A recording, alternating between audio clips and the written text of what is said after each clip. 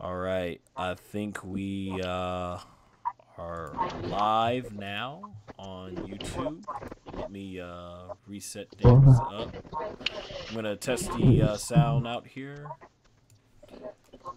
All right, I think we. Hey, you guys just say something live now on YouTube. Something. Let me The tide. reset things up. I'm gonna test the sound out here. Y'all good? All right, I think we. Hey, you guys Okay. just say something live now on YouTube. Something. Let me The tide. reset things up. All right, cool. Yep, sound is good. All right, guys. Thank you guys if you're joining us right now. We're just going ahead and sharing the link around here on social media to get things all started here. So there we go for Twitter, and then we got Facebook here. We're gonna go ahead and share this right now on Facebook. So this is loading up here. Okay, there goes Facebook. Now right here on Instagram. So yeah, guys, we'll be getting started just a moment here. So if you're listening to this on demand, you can skip forward just a little bit. We're just sharing things here on social media. Yep. Someone's got their TV on in the background. If you could turn that down. Alright, I will. Just a second. All right. Yeah, before we get started here. Okay, so we got all that shared here on social media. It's on Instagram right now. Let's just go ahead and share it to some Facebook groups. Just trying to get as many people watching here, guys. So bear with us for the moment. We're gonna get to SummerSlam shortly. Just sharing it around as many SummerSlam on as many social media posts here as we can. Boom, boom, boom. Let's see.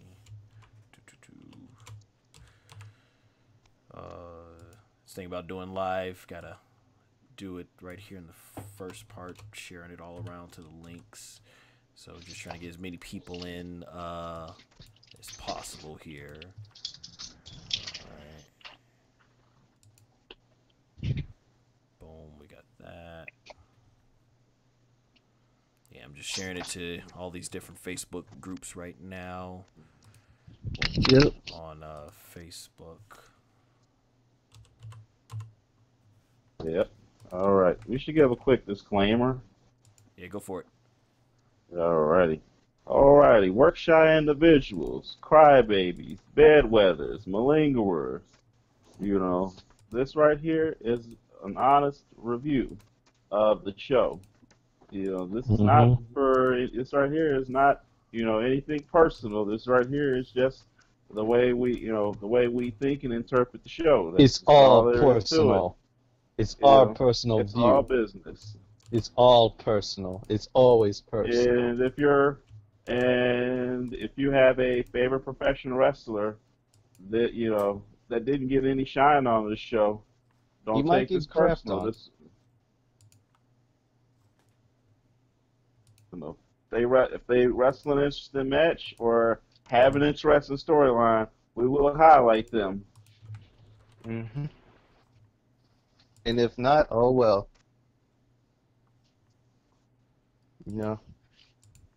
Should have had a better wrestler.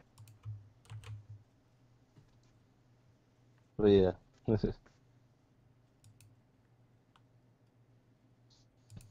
Alright, yeah, just trying to finish up. Yeah. Yeah, and if you hate Roman Reigns, screw you. Because Roman Reigns is the flagship of the company. Okay.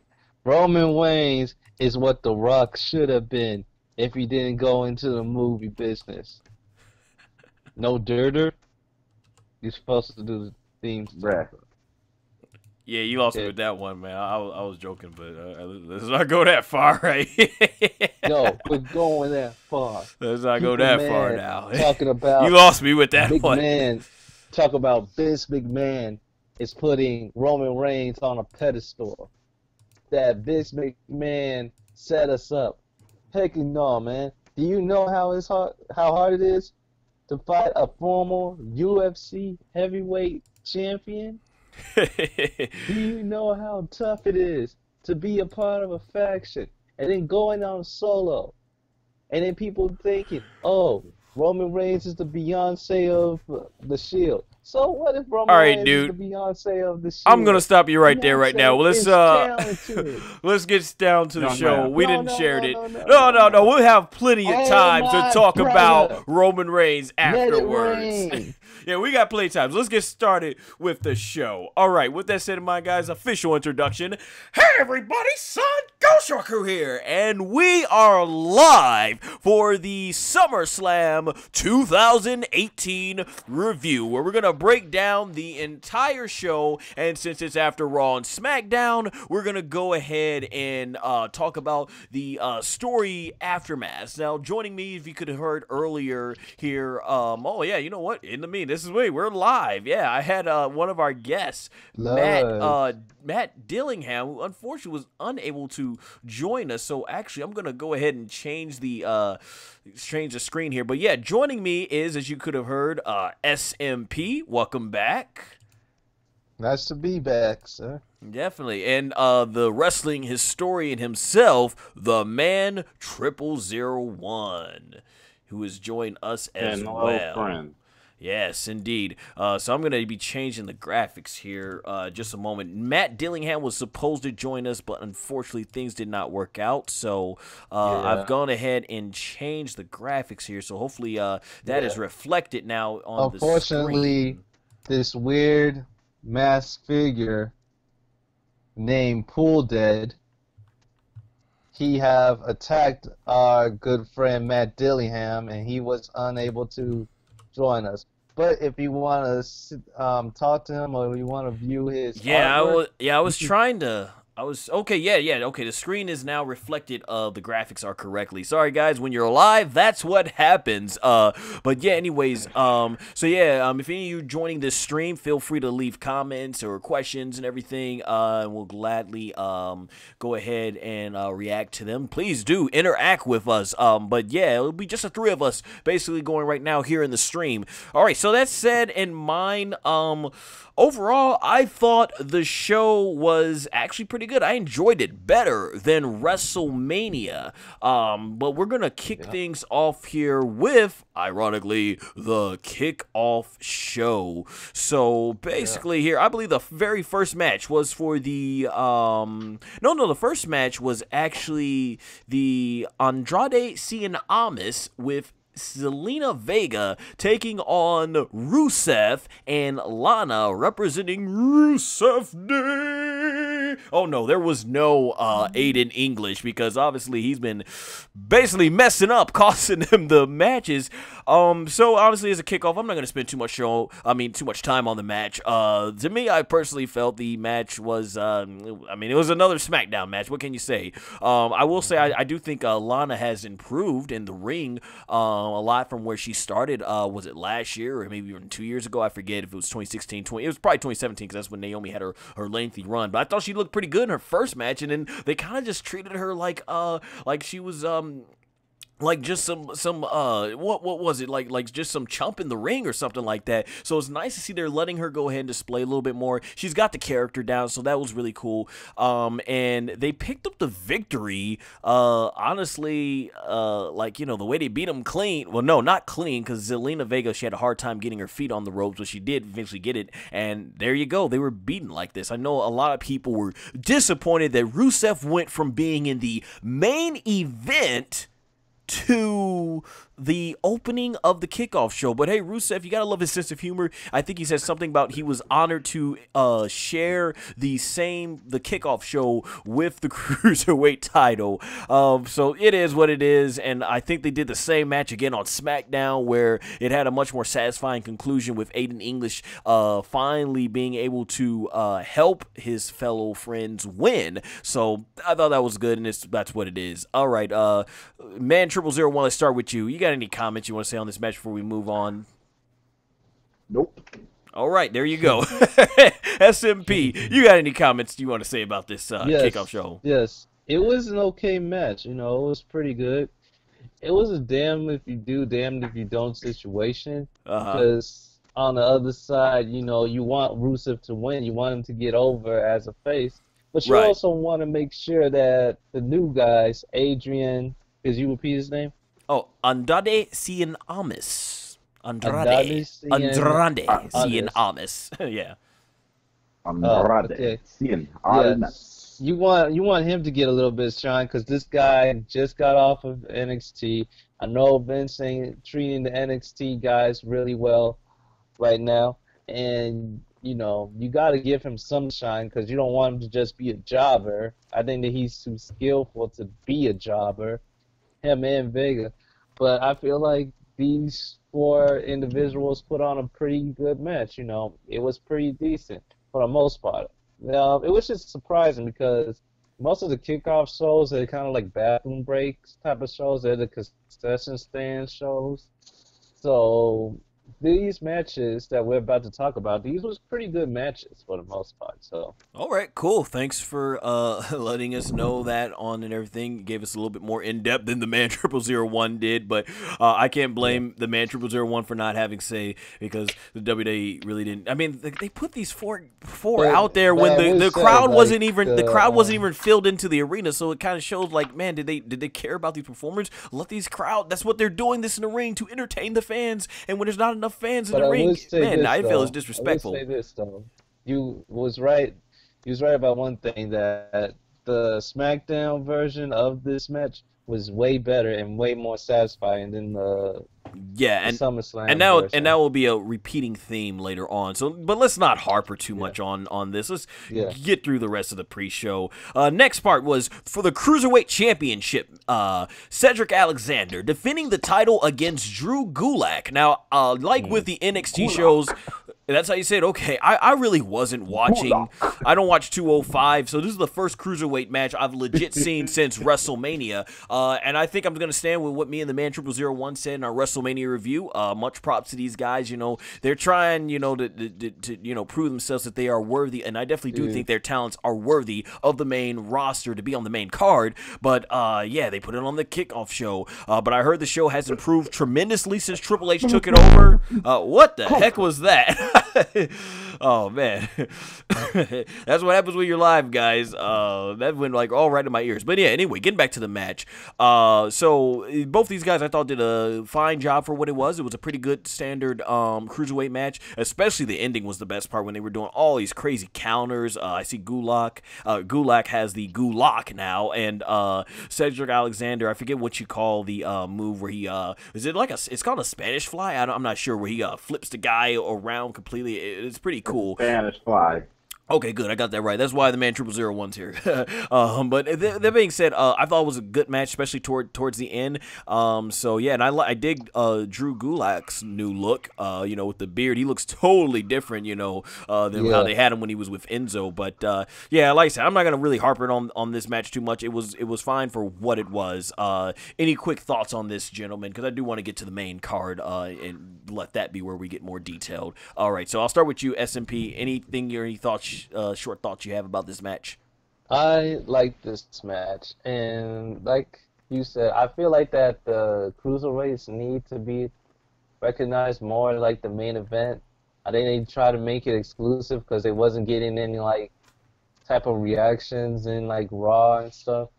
But yeah, these guys are good. Good. Cedric Alexander, he did a great job capitalizing being the champion, and the challenger, Drew Gulak, he did very good. I like his new aggressive approach. I actually saw some of the promos for the stuff on 205 Live, like when he was facing this one guy, I forgot his name. He's from the UK, but he did a PowerPoint and he just said that he simply can't do it. The reason why he puts people in the loss because he can do it, and he guarantees that he will tap out. So he got that aggressive type of type of mindset, along with like his politician, like Mitt Romney type of gimmick that he always does. So yeah, I feel like that this showed exactly what the cruiserweights could be, what the cruiserweights are, and Holy the crap, type hold of on. I wrestling just that they realized I can. did not put this stream. We are live, but I did not put this stream. Its stream is oh no, stream is unlisted. So everybody who's checking out the stream, keep going, keep going. I just gotta go ahead and make the stream public. Go ahead. Yes. So what I was saying is this put 205 Live in a good light, which is why I said Don't worry. earlier. It's just a free show to the stream. Yeah, anybody who has a stream can get to it, but keep going on. Or if you were done, actually, we let the man say 0001 say anything that he had about this match. No, I was Yeah, just bro. saying, it's just a free show to the stream. That's all. That's why it's not live. You got to be exclusive in our circle, you know. Yeah. But like Yeah, like I right. said, it's pretty good, and I wish that like the cruiserweights would have more attention to it, because honestly, they treat it like an exclusive package, like a premium package. But yeah, it's pretty good. So yeah. Cool. All right, so I think let me see if we're public here. We should be public now. I think. Did we save it? Yeah, I think we saved. Let me reload the stream here. We should be. The stream is pretty good. It just I'm just making it's a sure we couple are. minutes, I'm just making sure we behind are. us. I'm just making sure we are Yeah, public just now. a few seconds behind. That's all. Yeah, we should be public now, so anyone who doesn't have the link should be able to see most of the subscribers. It should hopefully be there. All right, so yeah, with that said in mind, let's go on to the last part. Raw Tag Team Championship match. The Revival versus the B Team. Hold up. What's that? The B Team. You said. The B Team. I mentioned this when they won the titles in the last review we did, which was for what? Extreme Rules? No. Who are they facing again? The Revival.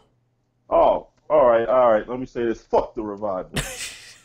The B Team, it's bittersweet. Like I said, I am very happy for Curtis Axel and Bo Dallas to be getting this spot here. It's really cool, but at the expense of the Woken Warriors. Of course, Matt Hardy has his issues going on right now about his pelvis and lower back fusing together. Oh man, it looked like it might be the end of the road for him. So I guess I understand the WWE had to do what they had to do, but the Revival let's just say that that Matt Hardy had a phenomenal career, though. He did. He definitely did. Much respect to him. He definitely did. Oh yeah, but the thing is, the Revival. A lot of people felt putting the titles on them is what would legitimize them. What are you singing about, man? 0001. Hey, you said it might be the end of the road for Matt Hardy. So I'm just paying tribute to his career. Well, hey, as much as let's try to keep the focus right here on the Revival. Is that the Armageddon theme? The end is here. No. The game's that's a song. over. That's a song. Okay, okay, yeah, I couldn't make out between me and Steve talking, but yeah, let's focus on the match though. The thing is, the Revival is the thing about the Revival. They could have legitimized this tag team, especially after watching that incredible opening tag team championship match on NXT Takeover. You guys haven't heard my review yet? Definitely go check it out. It's right up on this channel. I uploaded it the day after the event. So yeah, I talked about how great the tag team is there, and then we're looking at what they're doing here. But anyways, they literally fall. They literally trip into a victory because Bo Dallas takes out one of the other Revival members, and who had Curtis Axel rolled up, and he trips over him and rolls into the pin. 1, 2, 3. The B Team wins via fluke. But I admit, yes, I admit I was cracking up. I enjoyed Booker T's commentary about how it was just luck. Like he was saying, sometime in this business you need luck, and that's what that was. Oh man, but you know what? The thing about it is, like I said, it's bittersweet for me. I'm happy for these guys, but man, this tag team division just has not been the same on Monday Night Raw since Braun Strowman destroyed it. But it is what it is, and I think they had a rematch the next night on Raw, like they do most of the time. So yeah, I'm not gonna harper on this any more longer, so we can get to the main card. So gentlemen, if you have any short thoughts, man, 0001, any thoughts about this match? Yes. this match right here. This match was good. It was a nice comic relief match. Showed I'm also, like you alluded to earlier, I am so happy for the B team right now. Bo Dallas and Curtis Axel finally getting into a role that that fits them. They're finally getting something, and I hope this right here is not truly hope that this right here is something that they can sink their teeth into and take into future successes. As whole, but yeah, I definitely, I definitely hope that that rolls into it. As for the revival, I see them becoming tag team champions by somewhere around some Survivor Series. Definitely, I mean, even though we say fuck the revival, the revival is still it's an amazing tag team. Both of them, both of them go back to a bygone era, but in terms of their looks and kind of their style. But I sincerely do hope wish the revival much success. But still, with that being said, fuck the revival. And not only do I feel that way, apparently Booking felt that way in terms of this match.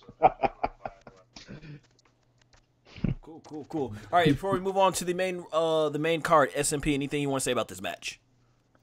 Yeah, it was pretty good. Like I said, I'm happy for the B team because not only that they got their shine, but they have been NXT vets also.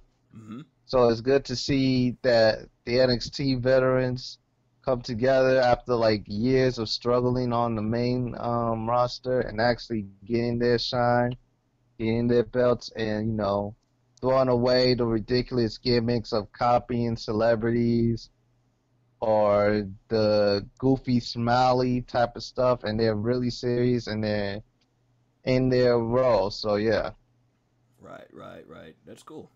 All right, and let's move on now to the main card, and let's start off with what I believe many people consider to be the match of the night kicking off. That's for the Intercontinental Championship. Seth Rollins taking on Dolph Ziggler for the Intercontinental Championship, with Drew McIntyre being in Ziggler's corner and the returning Dean Mother Effin' Ambrose in Seth Rollins' corner. Mother.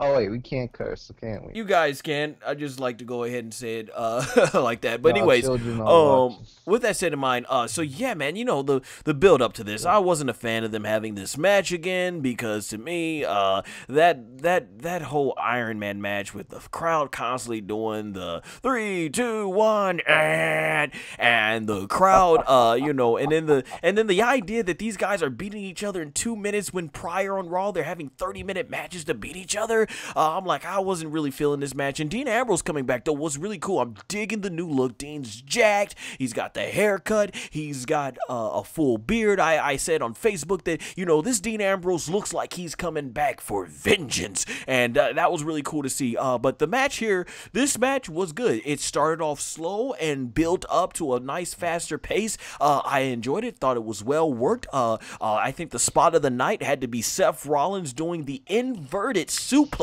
where he had Drew McIntyre almost like in a dragon sleeper position and did basically an inverted suplex to the superplex, I guess, to the floor. That was incredible. I love seeing innovative stuff like that, new stuff. Seth Rollins all year long has just been, as the song says, burning it down. And I think he's doing a fantastic job. And then in the end, I love that. I love the tension, how the tension kept building and building up in the match with Dean Ambrose getting in Drew McIntyre's face.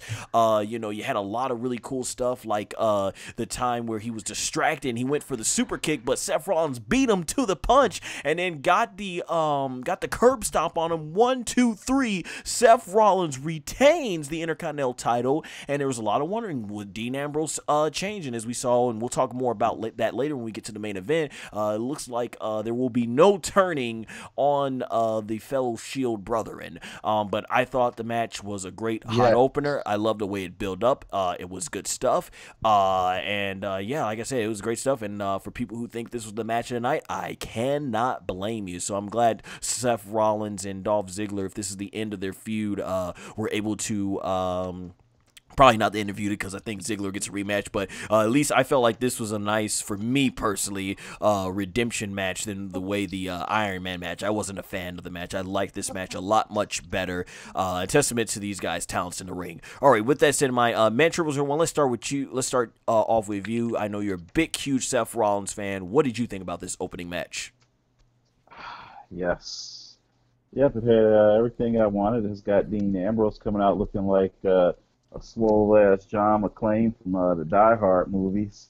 That right there, that right there is always a plus. You have, you got Seth Rollins coming out looking like the bronze kneecap with the Infinity Timberland boot on.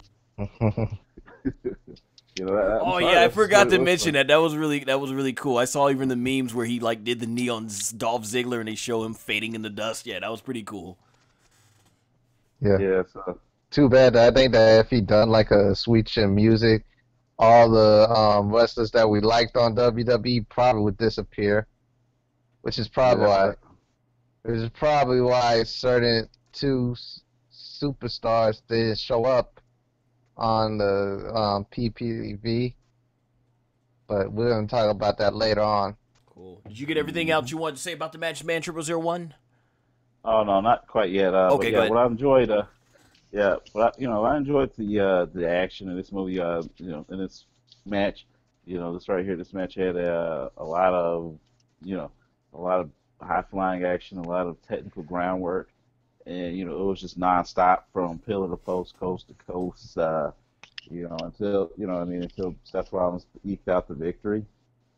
Because I'm just like, I'm just glad. And it also shows a little bit of psychology here too.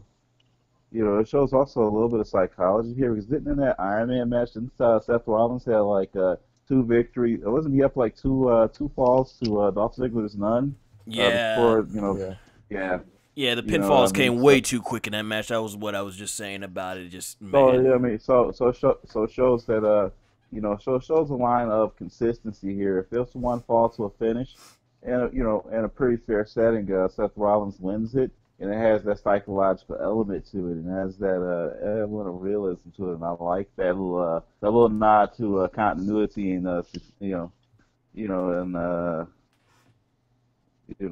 and consistency.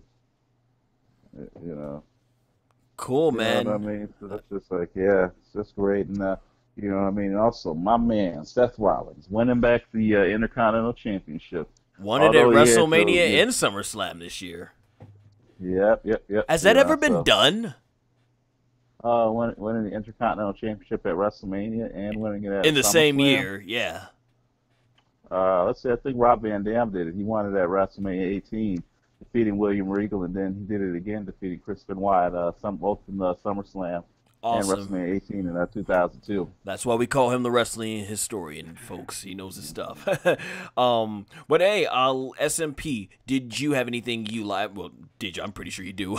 Go ahead and let us know what your thoughts on this match was. This was the second match of the night, I say. Okay. It was good.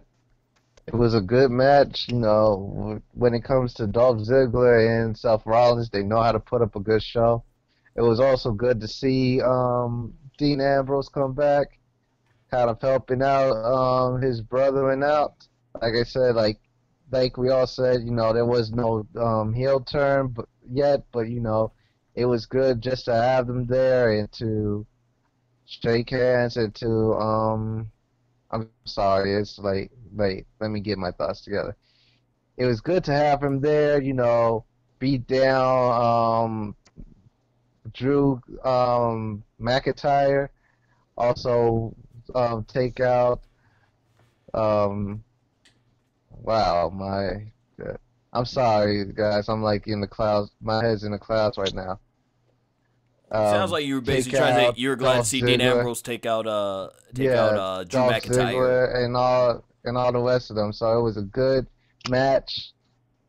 It was solid. Glad that Seth Rollins win, and can't wait to see Seth Rollins versus Dean Ambrose, which will happen.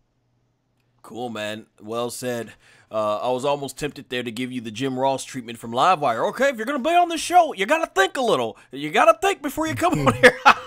You guys seen that hilarious rant that Jim Ross did with Vince Russo's in there? It's Look, ladies and hilarious. gentlemen, it's like 11 o'clock p.m. It's all good. It's all good. Yeah, guys. Thank you guys for staying up late with us, and if you're not, you're listening to this on demand. We appreciate it. All right, let's move on to the next match, which was for the SmackDown Tag Team Championships. The New Day versus the Bludgeon Brothers.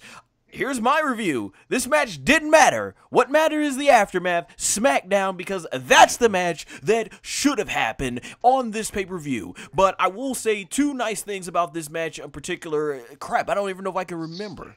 Don't know if I can remember, but the one big thing that I remember about this match, oh yeah, I know. Yeah, the two big things. The one big thing from this match was Xavier Woods putting his body on the line, doing his elbow, his signature elbow from the top rope all the way to the not concrete, but all the way to the matted floor, which had to hurt because he's coming down double times the amount of space. So much respect for Xavier Woods putting it all on the line at SummerSlam, and then of course you had the as everyone calls it, obviously the rubber mallets hitting Big E in the ribs and everything, so they finally used those as a weapon. That's about pretty much. But honestly, the thing about this is, like, they do this all the time where the matches that should be at the pay-per-view, and it's interesting, a 6-hour plus show, and they couldn't fit the match that these guys had on SmackDown in the main event last night onto the SummerSlam card. So yeah, I would say, guys, if you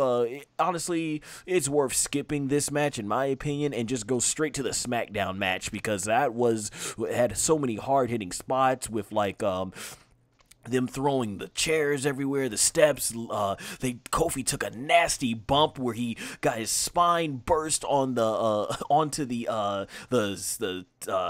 what was it? The table? It was the ladder set up on the steel chairs. You had Kofi getting hit with the announcer's desk table. Took a great bump there, and then in the end, the New Day become the 5-time WWE Tag Team Champions.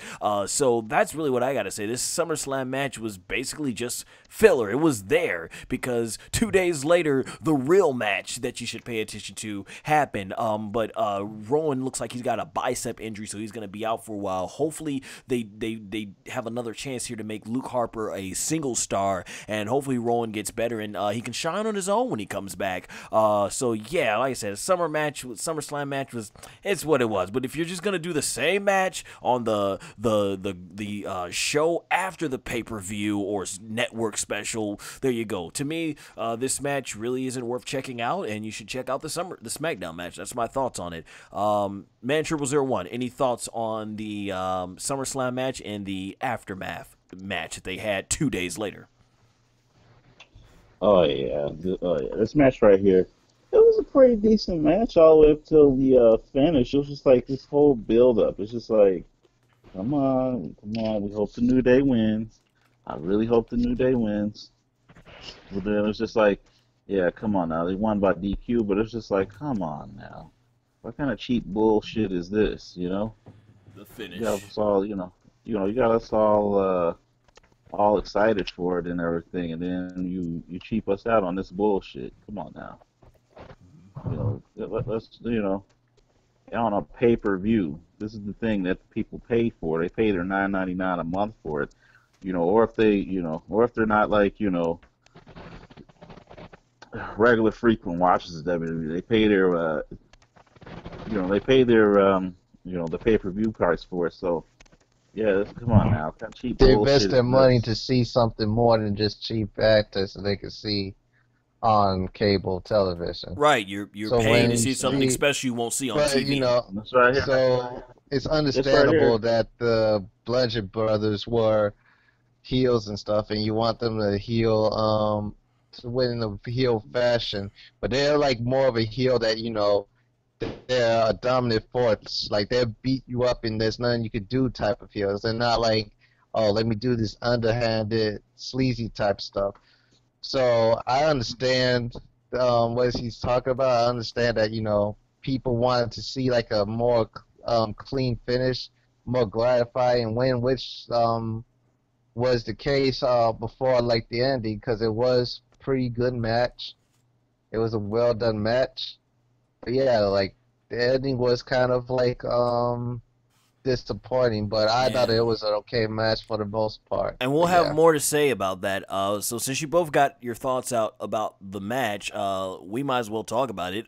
Did you, before we go to the next one, man, 0001, what did you think about the match they had last night on SmackDown, the main event? I know you bet you thought that was incredible. Woo! Yeah, it was a full upgrade from the previous match. Previous match was okay, but it had a shitty ending. This right here was, like a full upgrade from that. It was just like, you know, being able to watch this, being able to watch this and everything else. It was just like, man, the highs, the lows. You kept thinking the Bludgeon Brothers were going to get them out of here for sure. The Bludgeon Brothers are going to get them right here.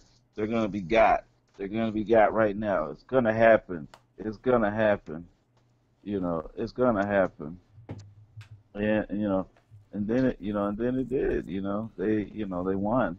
And for me, I'm a guy who really likes the New Day. It's come such a long way. Yeah, hey, Over dude. the Yeah, I last want to few while years. you're about to get on subject, I do want to ask you too because I know a lot of people feel the New Day has gotten stale, and I actually do agree. I would at this point, I would love to see a more serious New Day, kind of like what they were originally meant to be, just to shake things up. Match wise, these guys, all three are talented, and they're always putting on tremendous matches. But I know Hmm. you've been outspoken that you feel the New Day shouldn't change. They should stay the same. You feel they don't get stale. So why don't you go ahead and explain to all these why do you feel the New Day isn't stale, and why do you think they should keep the New Day and not like they are right now, and not change them up since it's been about 4 years? What I think about the New Day is this: if they go in a more serious direction, if they go in a more serious direction, It's I gonna kill believe their that product. I mean, it's not just that. It's also they come off looking like, the Nation of Domination 2.0, where they come off looking like, something unoriginal. They come off looking like, yeah, these guys right here, because you're dealing with a company that doesn't know how to book. Let's just face it, the WWE does not know how to book African American, professional wrestlers outside of making them into a stereotype. You know, Um, you you, know, I you mean, you know that's interesting. I was gonna say too, the since we're discussing this here, the man. I mean, yeah, with going with what you're saying. I think too, even if they don't go serious, I'm okay with them if they decide to break the New Day up. I agree though that I don't think the New Day should break up like the typical one turns on the other. I think like what they did with Paul Heyman and Cesaro, a nice mutual respect breakup where they go their separate ways. I would love to see, if not breaking up New Day, maybe a nice singles run. Definitely, like I think Kofi Kingston's long overdue. Big E and Xavier Woods, seeing where they can go singles wide, but they've stated they think they're a lot better, stronger, because there's a big chance, as you mentioned, man, was one the WWE, the way just I think in general, a lot of their booking of a lot of wrestlers on this show, regardless of skin tone and everything, a lot of people are getting lost in the shuffle and that could happen with no, these no, guys no, no. Yeah. potentially. And I understand that, but it's just that, it's out of, they get booked as a stereotype, Oh yeah, I got what you're saying though. each and every time. But, and the thing is, I think they should break them up, but not like, yeah, typical, one turns on the other, somebody turns heel. I think that they should have like one, maybe two of them go to Raw, one stay on SmackDown, and still have them be the New Day, regardless, of where they're at, and they still represent the New Day on Big Four pay-per-views, except Survivor Series or something like that. But they should stay New Day, for sure. Right, yeah, I totally agree. But hey, their merchandise is selling money, and obviously that is the biggest thing that probably caught Vince McMahon's eye is, oh, the New Day sells this amount of money. We gotta make sure these guys get TV time, which is great. That's what we wanted for these three guys because we saw them floundered for so many years. So it's so happy to see the New Day and these three guys succeed. So now they've mentioned they just let the WWE lets them do their own thing with the promos and stuff. So I'm glad that they were able to earn that that trust and respect from Vince McMahon and get this opportunity.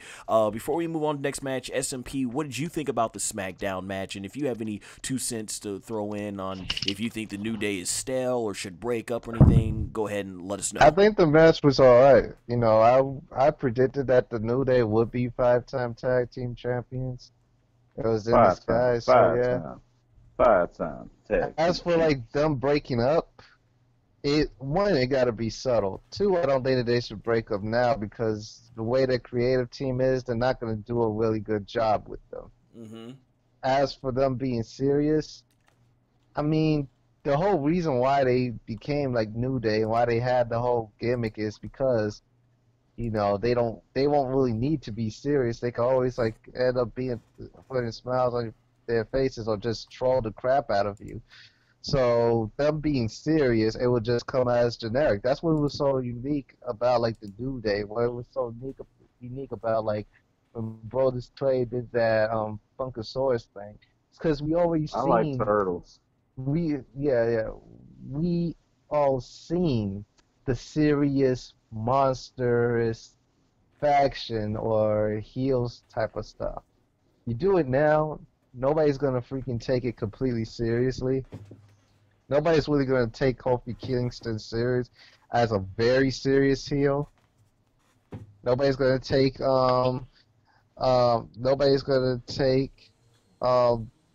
thing, man. It's very late. I got you. You just basically say nobody's going to take him serious as the monstrous heels. Xavier Woods. Nobody's going to take Xavier Woods as a serious heel. Nobody's going to take these guys as serious heel unless they do serious heelish moves, which the WWE isn't going to let them do. Not only that, bless your soul. Not only that, the way that they're booking people, everybody's getting lost in the shuffle. So the way that New Day is, they wasn't supposed to get as big as they was. So that's why they're like a bit hesitant on like breaking up. I feel like they're not gonna break up. I feel like it's gonna be a slow time, probably when in their like 10 year, where they're just gonna like drift apart and like sometimes they're gonna be doing other stuff and then they're headed to the Hall of Fame. But as for them like breaking up, no, because like, what are they gonna do? They're still trying to get the U.S. Yeah, they're still trying to get the U.S. title up. The IC title has too many big stars. What are they gonna do? Fair points by everyone, but we're gonna move on definitely here.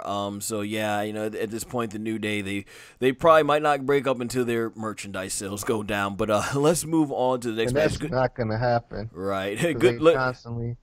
Good discussion, everyone, on the New Day. But let's move on to this one. Braun Strowman versus Kevin Owens. I love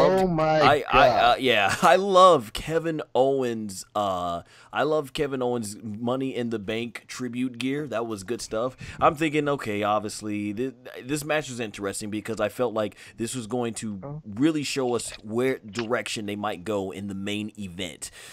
But what we got was Kevin Owens getting completely squashed. And I was actually, for the first time for a WWE show, actually live tweeting about this as the show was going on. I was shocked. I was like, whoa, WWE just booked Braun Strowman to squash Kevin Owens.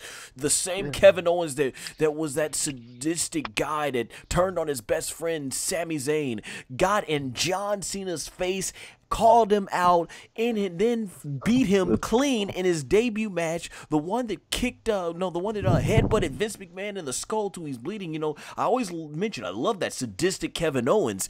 And they turned him into a complete coward against Braun Strowman all summer long, running away. Was not a fan of this whole storyline. But I'll say this, man, Kevin Owens, you know, you tell him he's gonna have to go out there and job really hard or be in a squash match, whatever. The man, you know, he takes his job with pride. That man, he made Braun look like $1 million and beyond. $1 billion. $1 billion. Hey, let's go with $1 trillion. You know, shout out to Apple, who just became $1 trillion company. But that's besides the point.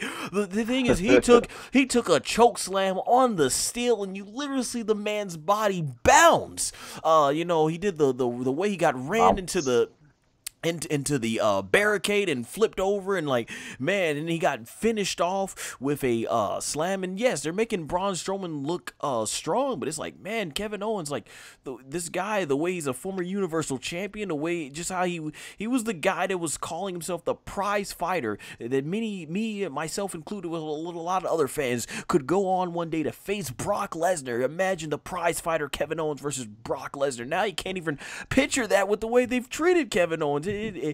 I just felt it was sad. Hopefully there's a big payoff for Kevin Owens in this, because oh my gosh, I cannot believe. And yes, I know on a long show like this, you got to have some matches get short in time, but it's like, why make Kevin Owens the sacrificial lamb?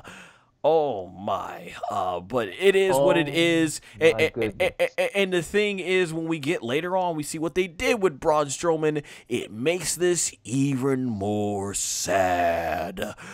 So yeah, I'm just shaking my head, man. Like, why Kevin? It's sad that it had to come to this. What they've done with Kevin Owens this entire summer, man.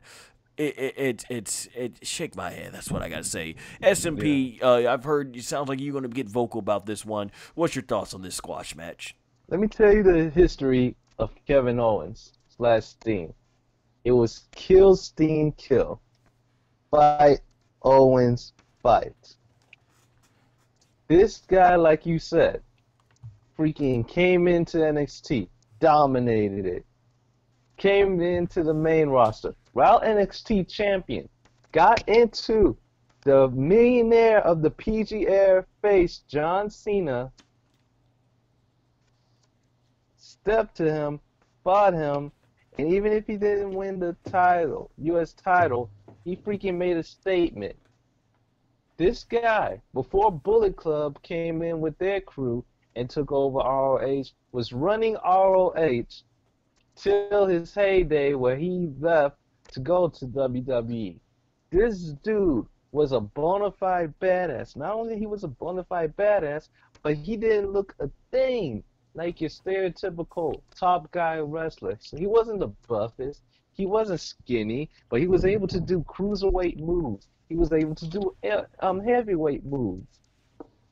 And this dude was the most active Universal Champion.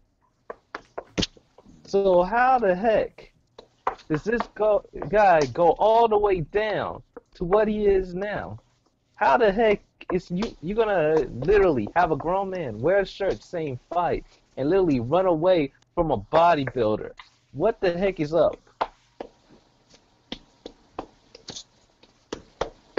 And then you're gonna have your top monster babyface, and he's basically bullying this guy, and I'm supposed to cheer for this guy.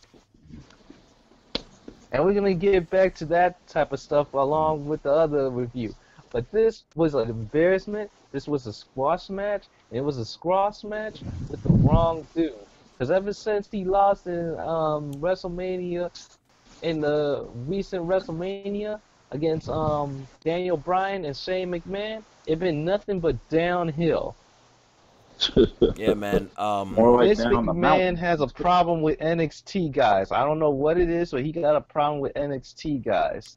And this shows it. And other matches are showing it.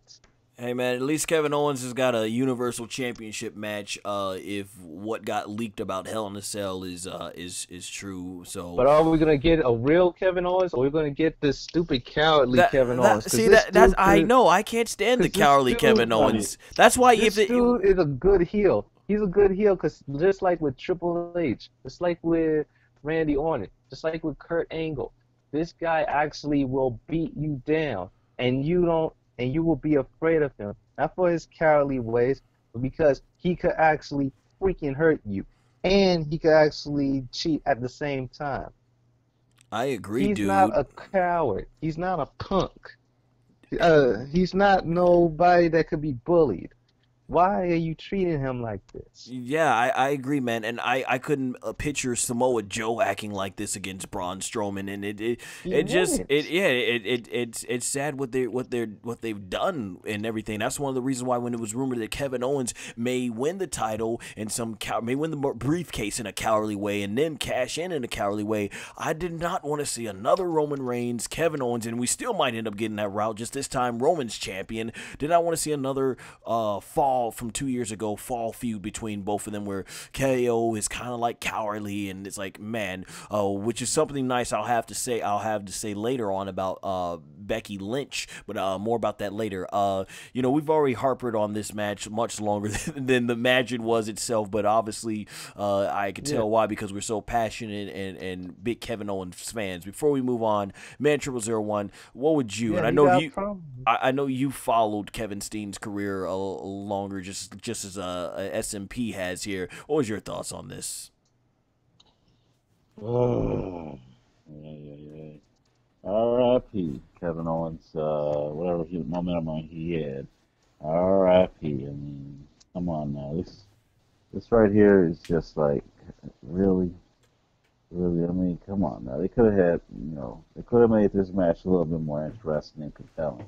I don't even think Kevin Owens was even on the Raw after after SummerSlam, was he? What could you do? How do you You come know, back from that? That was a I mean, big come on L. now. What do you do? Like, man, that's even No, no, sad. no, They no. couldn't even figure out what the creative couldn't figure out how This to right. put him on the show. I mean, come on now, y'all. Barry, you might as well just have him come out in a green work suit and just have him take the L, just so he can cushion the blow, so we can at least say it's a default character off one of the video games, a green or red morph suit. Just have him come out there in a little morph suit with the little with the little mocap balls on it, and and just call it a fucking day, because come on now, Kevin Owens didn't deserve that shit.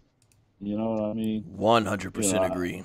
you know what I mean? They just might as well have him come out with a green or red morph suit with mocap balls on it. Because really, that's all he did go out there. He went out there, got his ass whooped, and he just kept moving along. I mean, you know, if there was a match that needs to be a squash, this right here was not it. Yeah, man. You know, so I think back to Kevin Owens when he did the pop-up power bomb on Mark Henry, when they would put him up against big giants and say, "Yeah, that's how awesome Kevin Owens is." Oh my. yeah. It's the thing is, this right here is why what I spoke about. What I spoke about earlier to someone on the Facebook comment thread is it's reasons like this you see a guy like CM Punk leave. You build them up, you take him all the way to the mountaintop. You have him see the summit, you have him look at the summit, you have him hover around the summit, and then you push him all the way back down the fucking mountain. It's not not even just a hill, it's a mountaintop, and you push him all the way back down, and he gets every single you know, curve and corner, and on the way back down. And this is why I got like a CM Punk left, because you see what happens here. You have a guy who has a huge following coming into the company. He gains an even bigger following while in the company. He becomes the Intercontinental Champion. He becomes the Universal Champion. He becomes the U.S. Champion. And then after all of that, you put him in a storyline with Shane McMahon. Okay, storyline, pretty decent match, you know, pretty decent match at WrestleMania, and then from that point forward, you try to have him built right back up, and then and then after you take any kind of momentum and push him all the way back down.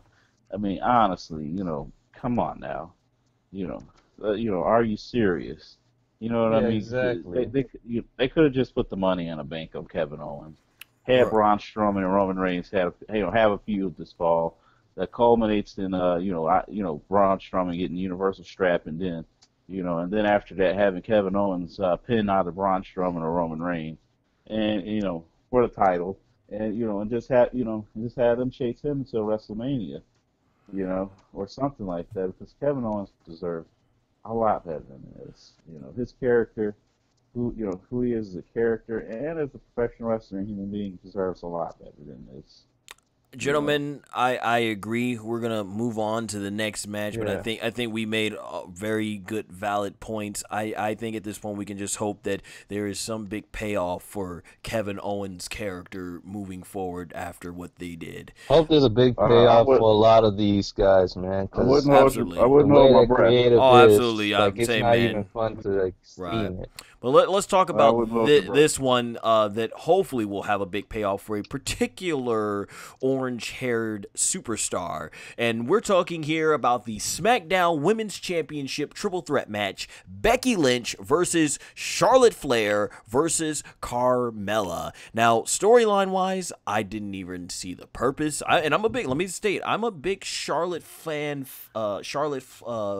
fan, and I didn't understand the purpose of her being in this match. So I'm thinking, okay, maybe they're gonna just turn Becky Lynch heel, or is this gonna serve a purpose, or they're gonna turn Charlotte heel and something like this. But match-wise, speaking about the match, in terms of the match, here's basically what I thought. I thought it was a good triple threat match. The women really worked hard. Charlotte almost dang near injured herself or worse when she looked like she missed Becky, but she caught a little bit of Carmella. And, you know, I think that the commentators had to, I think, maybe clean it up with the whole, you know, I don't think she got all of it and everything. I thought the match was nice, good, solid work back and forth. And for Carmella, you know, there's a lot of people online who, you know, don't like Carmella, say she can't wrestle. I thought this match, you know, I actually liked Carmella in ring since NXT when she had that really good match against Bayley. So I've been waiting for her to come up a lot in the main roster. So I thought this match really showed, hey, Carmella is good in the ring. You know, yeah, I know we can't say she's gonna be like, you know, one of the more top higher tier women, you know, but I think she more than well holds her own. And obviously she's got the character down and everything.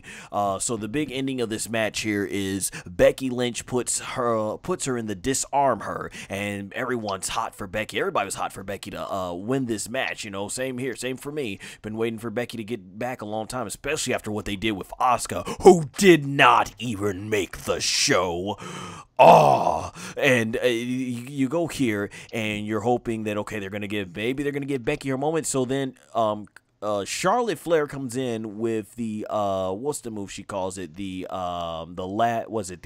what's Charlotte Flair's move? Natural selection. Yeah, she does the natural selection, and instead of pinning Carmella, which I guess would make sense, you wanted the fresh person who you just did the move on, she pins Becky and literally takes the victory, and Barclays Center just explodes in boos and anger, because, you know, at first, you know, it was like, yeah, we like Flair, let's do the woo, and he's like, oh, screw her, you know, she got that Roman Reigns instant heat, and I'm actually gonna read off the tweet I sent this, because it actually let me see, go here. If you guys hear typing in the background, I'm on my computer here, because this tweet here actually got a lot of likes. Where is it? Where did I put it here? I'm looking right now at it. What was it? I know I put it with the Charlotte Flair. I think it's right here. There it is. Yeah, this let me see. Yeah, looking here, it got 4,144 impressions. So a lot of people saw this tweet and did get some interaction on it. And what I said in the tweet is, dang, Charlotte wins. I'm a Charlotte fan, but was hoping this would be Becky Lynch's moment to get the title back. Well, it was fun. It was a fun triple threat match, and I'm interested to finally see a Becky heel run. Also, Carmella gave a good performance too. Hats off to all three. And of course, because you can only type so much with the Twitter, and I see a lot of people seem to agree with that one. And when it comes down to it, I gotta be honest, that's how I feel. I'm a Charlotte fan. I like Charlotte, but man, I guess now they want to build her up for Rousey or something like that. So the heel turn here, you know, it felt more like Becky became an even bigger babyface, and this was a heel turn for for Charlotte, and the beatdown was great. And I did see the promo on SmackDown that she cut, and delivery was great. I'm very interested, like I said, to see a heel Becky Lynch. But the thing about it is, while her delivery was great, the whole presentation of what I guess you could say WWE is trying to accomplish felt so unorganic. When she's in the ring talking about how, where were all of you? Where was everything online for all the feedback? Because I'll tell you this, I hear a lot about the three horsewomen. I hear there's people who think I'm talking about the three. The three I'm talking about is Bayley, Sasha, and Charlotte. I hear a lot of people who love them, and I also hear a portion of people who don't like them and think they're overrated. But I've unanimously have heard universal praise for people who love Becky Lynch and think she's underrated. So it's like, I'm listening to this promo and I'm like, you can tell it's WWE trying to force it again, because the fans were clapping. We all agree with Becky. We've all waited for Becky to have this moment. We felt like Charlotte coming into this match was just them shoehorning her in for whatever reason. And even storyline wise, like, why would Paige is trying to punish Carmella in the storyline, but then why do that to Becky, who, like she said, worked hard? Like, that's why the fans are cheering. And I think it's going to be this case where, once again, WWE is going to try to force it, where Becky Lynch is a heel, and the fans aren't going to go with it because everybody can sympathize with what Becky is, and like, people felt like there was no purpose for Charlotte to be in this match. And I agree, they're miscast here. Charlotte as a heel, an arrogant heel, coming out saying saying she thought Becky was too weak and stuff, that would go so great. And I think they're gonna do this, and who knows if I'm not a fan when they do these things like they did with Nakamura. They turned him heel. We thought, like, okay, Nakamura's gonna be more entertaining now with what they got planned, and look what they did. They wanted to give AJ Styles something to do for the spring, and now he's in the mid card, and it's like, I don't even know if this is gonna ultimately benefit Becky. This might be just to give Charlotte something to do until she faces Ronda. So that's like my whole thoughts on it.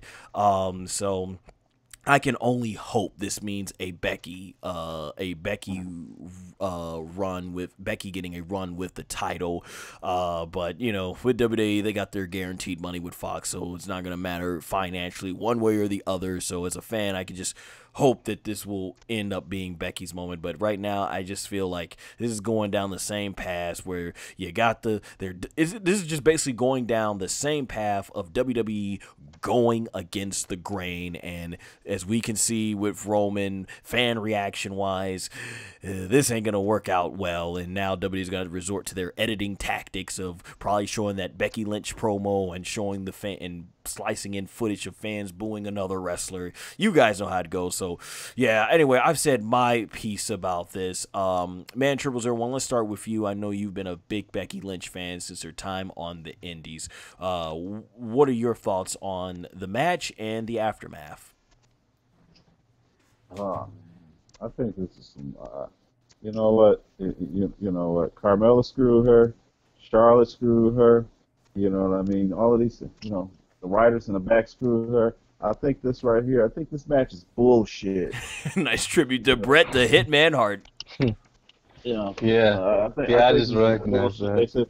They sit up there and they don't give her the chance to get over this match as a babyface. They turn her into a heel because they gotta protect their Nature Boy's little daughter there, Charlotte. It's no knock on her. She is really talented and everything, but it's no knock on her. For sure, that's why I still like her. You know what I mean? It's just the fact that you sit up there and you have her go out there and you have her win the championship out of the blue. You know what I mean? At the expense of Becky Lynch. Who sits in there night in and night out. Night in and night out, waiting for her opportunity. Doesn't play backstage politics, works her ass off. She finally gets an opportunity. She finally gets something nice to sink her teeth into, and they do what? They give it to Charlotte Flair.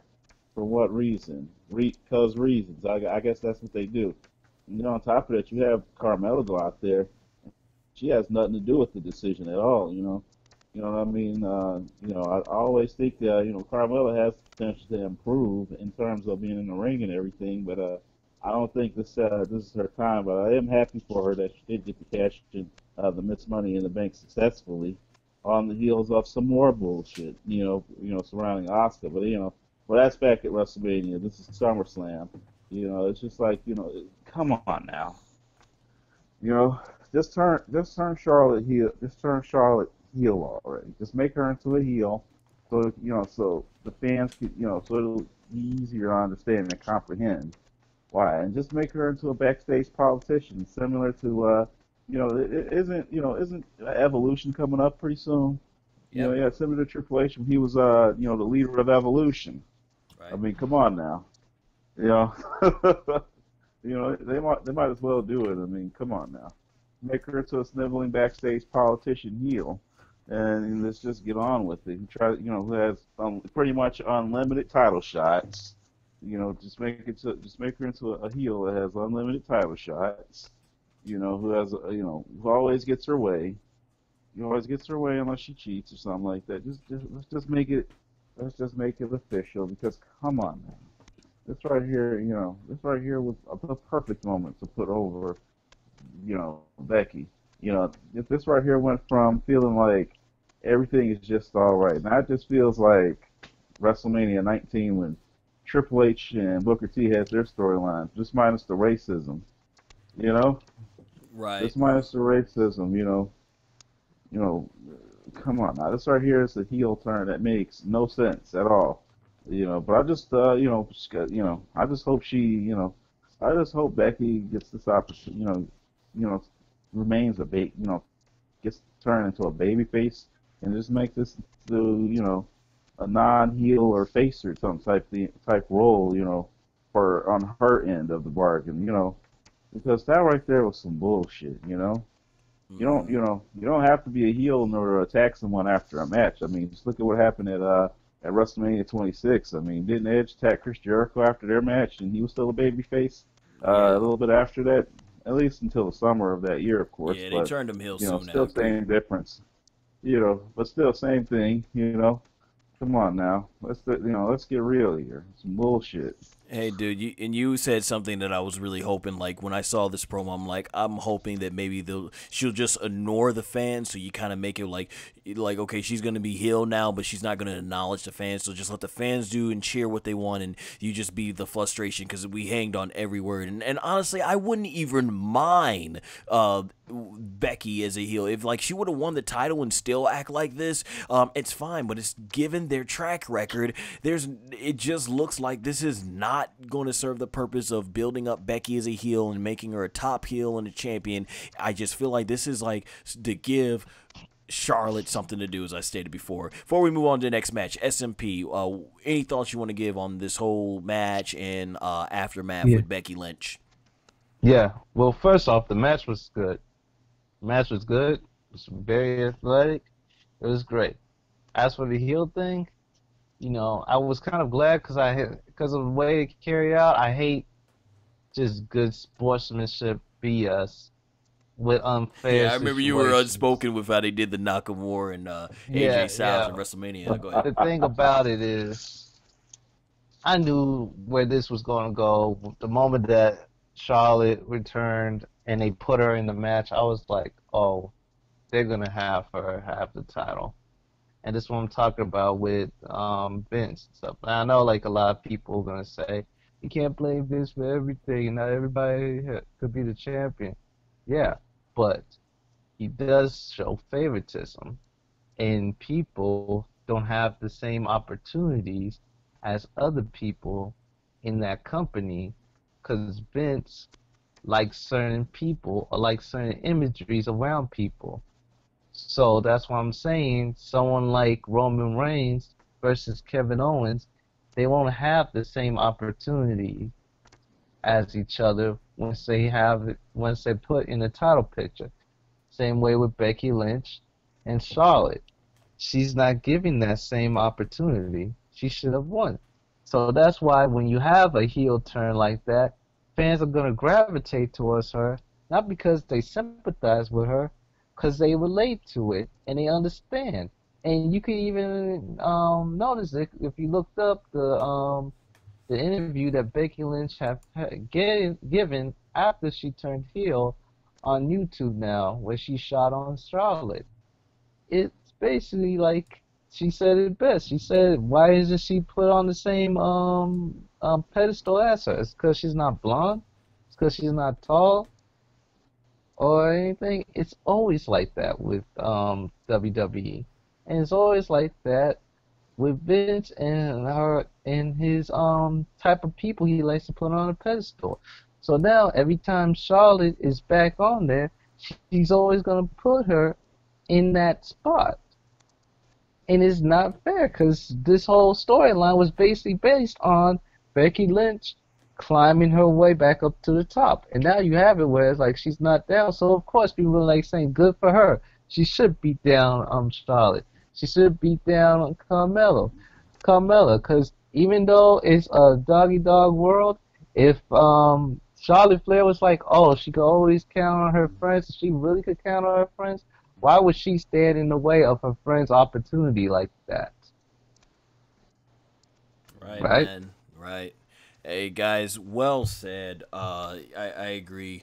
We got to see what WWE is gonna do, but we looks like we got a good idea where they're gonna go. Let's move on to the next match, which was one of my favorites on this show, the WWE Championship match. AJ Styles, the phenomenal AJ Styles versus Samoa Joe. So, you know, for all of us that watch TNA, now Impact Wrestling, this is a match we never thought we would see in WWE. And we finally got it. Now, obviously, this match did not compare to their the matches they had in TNA. But I will say this: I thought it was better than a lot of the Nakamura and AJ style matches. I thought this was a pretty good. Once again, it was a slow build. Started off slow and then got really got pretty. Things went to 100 as we got there.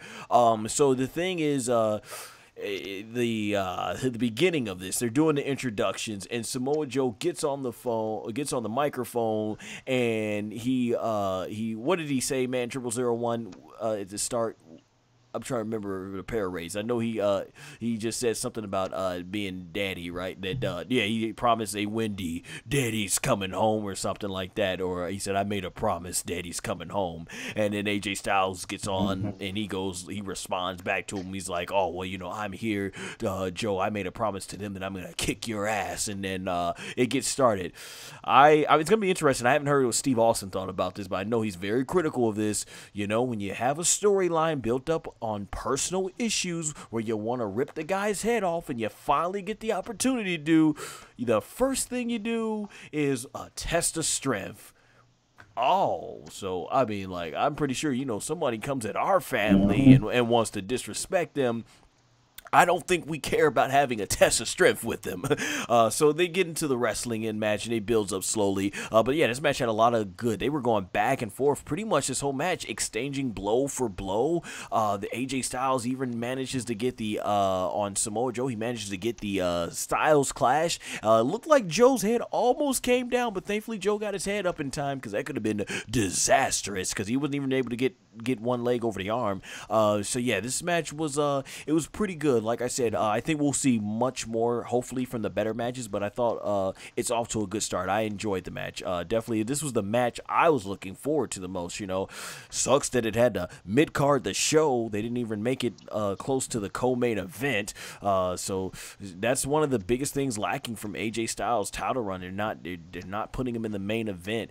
I'll admit, I don't think the matches have been up to as par as we would like to hope, but I thought this was still a pretty good match. And then, of course, you know, at the end, Joe throws AJ into the steel steps, and he gets cut open hard way. And then Joe gets on the ring, on the announce table, and he tells him, he says, "Wendy, I made a promise." And I think what he says, "Daddy's not coming home, but don't worry," something along the lines of, "I'll be your new daddy." And the crowd goes, "Oh!" That popped me when I was listening. I was like, oh, gotta love Samoa Joe. I'm glad they're doing the opposite with Joe as a heel compared to Kevin Owens, as we mentioned a little earlier in this review. AJ You can't make Joe a coward. You cannot make Joe a coward. But hey, shh. Listen, hope WWE Creative's not listening to that part. No. You don't want to make it be like that's a challenge. I don't care. You cannot make Joe a coward. Don't challenge them. You will. SMP. He will look at that script. He'll be like, "Are you kidding me?" And he'll walk away. Oh man, you're not gonna get people to believe. The closest cowardly thing they did with Joe was a better chance of making Thanos a saint, which you kind of probably did in there. You have a better chance of making him look like the most perfect dad in the world than you could ever make Samoa Joe a little coward. Even in his most cowardly forms, he's a badass. Well, yeah, I was gonna mention the Brock Lesnar. He had his cowardly moments in the Brock Lesnar feud last year, but it's like What I'm saying is it's like it came off like, okay, he walks away like, yeah, I got you, Brock. He goes out, but then when Brock back his turn, it's like he kind of like did it to try and outsmart Brock, but definitely not in a way of like just flat out running away. Like he's like, yeah, I'm back and all. He's backing off, but he's backing off cool with that swagger. But to get back to the match though is at the ending though, AJ bleeding is livid, gets on the announce table and drives Joe off the announce table through the barricade, and he beats the crap out of Joe, steel chair, so we get another DQ finish on the show. So yeah, they do that, and he that's when they disqualified him. The one time I think I ever was okay with a disqualification was the Steve Austin and which I think was the actual day of Steve Austin versus Kurt Angle at the 2001 SummerSlam. And yeah, I know I'm a big Stone Cold Steve Austin fan, but I actually, looking back, I thought that it kind of worked there. But here, man, everybody wanted to see a straight up finish, and really heartbreaking moment. You guys see when AJ Styles goes to his wife and his daughter there, and she utters the words, "You're bleeding, Daddy." Oh my, heartbreaking. and AJ, really? and I don't know if you heard that, and I think AJ Styles looks to, I think maybe it was a fan or one of the security guards there. He goes like, "Is it bad?" And I can say like, "Yeah, it's bad." And he tells his daughter, "I'm sorry." So it's interesting, because I know how she looks really young, like probably like 4 years old, or so. I don't know. You guys in the comment section, 3 years old. Yeah, 4 or 3. You guys correct me if I'm wrong, but yeah, I don't know how well she comprehended all this. But I thought Wendy did a great job selling with the look on her face of disappointment of what Joe was saying. So, yeah, I mean, I thought it told a story. It's Joe as a heel on fire, and this sets up to the next match. So if they want to put this match in Hell in a Cell, you got a really good reason to do this now, because AJ hopefully is going to want to not do Tessa Strips, I hope, but rip Joe apart. So, yeah, I liked the match. I liked it. This is one of the better matches of the show. Is one of the things I was looking for. One of the matches I was looking forward to the most. So, yeah, and then even on SmackDown when AJ came out and he was doing the interview, and he got the Joe put him in the Coquita Clutch, and the way they were shooting the camera angles, and he's like, get the camera in his face. I don't know if you guys noticed, there's a little kid yelling while he's doing this dastardly thing to AJ and put him to sleep. This kid you can hear him being like, "I love you, Samoa. I love you, Samoa Joe. I love you. I love you." Like this kid, like, oh my gosh, I'm like, sadistic kid, but hey, I think maybe we're all maybe a little sadistic because of where this is going. That's a great part about being a wrestling fan. But yeah, Joe was on fire, and then he gets in front of the camera and he says something along the lines of there's a lot of promises being made, and the kids have already been tucked in, but here's a promise though. Yeah. He said something like, what is it, the promise he tells? What was it? I remember the quote. It's like this. You talking about on SmackDown? Yeah, hold on. What was it, man? 001?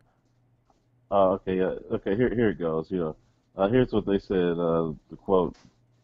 It seems like we're making a lot of promises this tonight. Let's see. It seems like you said you was gonna go tuck in the kids tonight. Well, it seems like Daddy's already gone night night. Yeah, that was exactly what it is. Oh my gosh. So yeah, man, I'm really enjoying the feud.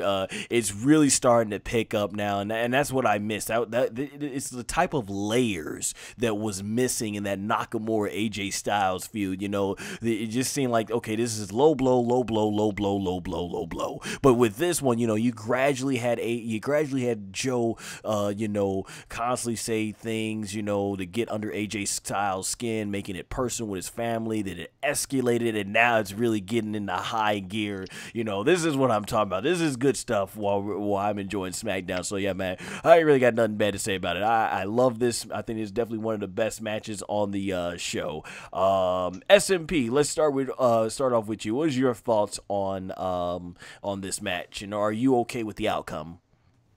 Yeah, this was a good match. Like, this was the match of the night. It was the phenomenal force meets the immovable object. Mm-hmm. You know, and you just saw, like, the strength and the mass and agility that Joe had. He was basically like a human cannonball. Every blow, every hit was, like, tough. And, like, every move that AJ made to try to stop Joe, you could tell he was just pushing it harder just so he could, like, take him down a bit.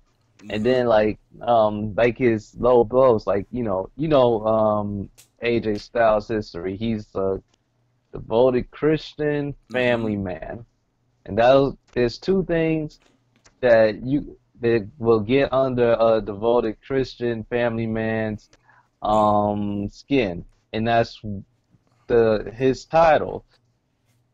You could get at him if you want to try him about his religion, or if you want to try him about his family. Right, and man. Joe got him at his family. He sold it well, like, you know, like how Yeah. he couldn't like that his family had to see that darker side of him. I love this, Yeah. man. Yeah, this is And good stuff. I told y'all before, the best of friends will make the best of enemies in these storylines. I agree. We And know that, behind the scenes, not meaning to kayfabe, but y'all know that Samoa Joe and AJ Styles are good friends. right. You There's know, that trust there. They both went to each other's weddings. They know each other. They was on road trips together. They were in the same company. 3 different companies. So these guys know each other. So when they were at each other's throats, they know how to push each other's buttons. Especially Joe. Joe knows how to push people's buttons, and like I said, he also knows how to smack the taste out of your mouth and make you feel bad when he smacked you in the mouth. This dude is a total badass, and I hope that, you know, the WWE pushed this guy further. But this dude is a complete heel and a complete badass. Well said. There's no wrong. Well said, definitely, yeah, man. Yeah, it's good to start. Hopefully, Samoa Joe. I think they're gonna probably try and have AJ Styles outdo CM Punk's title reign, so he might not lose that title until after the Royal Rumble. But hopefully, Samoa Joe. Hopefully, before Samoa Joe retires, he gets a WWE Championship reign. Before we move on to the next match, Man0001. What was your thoughts on this match, and are you satisfied with the outcome? Let's see. It was a good match. Am I satisfied with the outcome? Fuck no. But shit, you know, well, we have to understand that AJ Styles is going to win at Hell in a Cell next month. So let's get moving along. Yeah, let's keep it moving along. And remember, things. Remember, do not make a lot of promises, especially at night. You know, especially to tuck in the kids, especially if you're daddy and you go night night. All right, but yeah, let's go ahead and So move tuck in the on. kids. We're going to move on here now to the Daniel Bryan versus The Miz match. Now, when it comes to this match, this was probably the match I was looking forward to the most because of all the story buildup. You know, we were watching back in 2010, obviously, you know, when Daniel Bryan, I remember Man0001 was so that night we had our fellow friend Linux Virus, who sort of kind of is no longer, he's still a fan, but Vince McMahon and the booking, the way they done it, it's really didn't drive, I think, his passion down for WWE, so he's not watching it on a regular basis. That. Oh yeah, totally. That. But yeah, I remember we all three were watching, and man, the Man0001 was like, "Oh snap, that's Bryan Danielson versus Chris Jericho."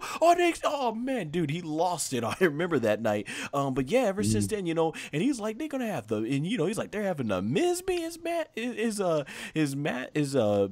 pro when Daniel's been doing his way longer. But we know the history, and that, I think that's the build up to this match, all the history building up into this. And I was really, because I think in Daniel's time away from out of the ring, Miz has come so way more further than ever before. I could really see him as a world champion. The promos, the wrestling, this is good, and I think this was good in terms of showing the wrestling with the Miz, because in this match, Daniel Bryan and Miz, they went. It was a long match too, pretty lengthy. I think they may have went close to 30 minutes. And this match was kind of like the Miz does one thing, he tries to out wrestle Daniel, but Daniel out wrestles him, and Miz proves he can hold his own with a wrestling technician like Daniel Bryan, and that's what I loved about this match. It was, once again, it was a slower paced match, and the crowd probably was getting a little restless at this time, so. It was a slower paced match, but it was the delivery of the match, the way these guys worked was very well done, because the story was, like I was saying, the Miz trying to hang with Daniel Bryan. He proved he could hang with it, but in the end, the ending reminded me of, what was that, back in like 2007, I think Mick Foley versus Ric Flair, and I think the thing was Ric Flair was saying how he wanted to prove that Mick Foley couldn't wrestle, and he would have to resort to his hardcore cheap tactics or something like that. And that's what happened. Like, you know, Mick Foley tried to wrestle Ric Flair, but in the end he had to go back, he had to go and do the hardcore stuff. And Ric Flair's like, yeah, I may have, you know, I won that match because you proved my point. And that's kind of what it was, is the idea was like, okay, at the end Miz had to resort to the coward's way out, and you know, Maurice got the brass knucks, and he knocked him out. I thought Corey Graves did a great job on commentary. It reminded me of like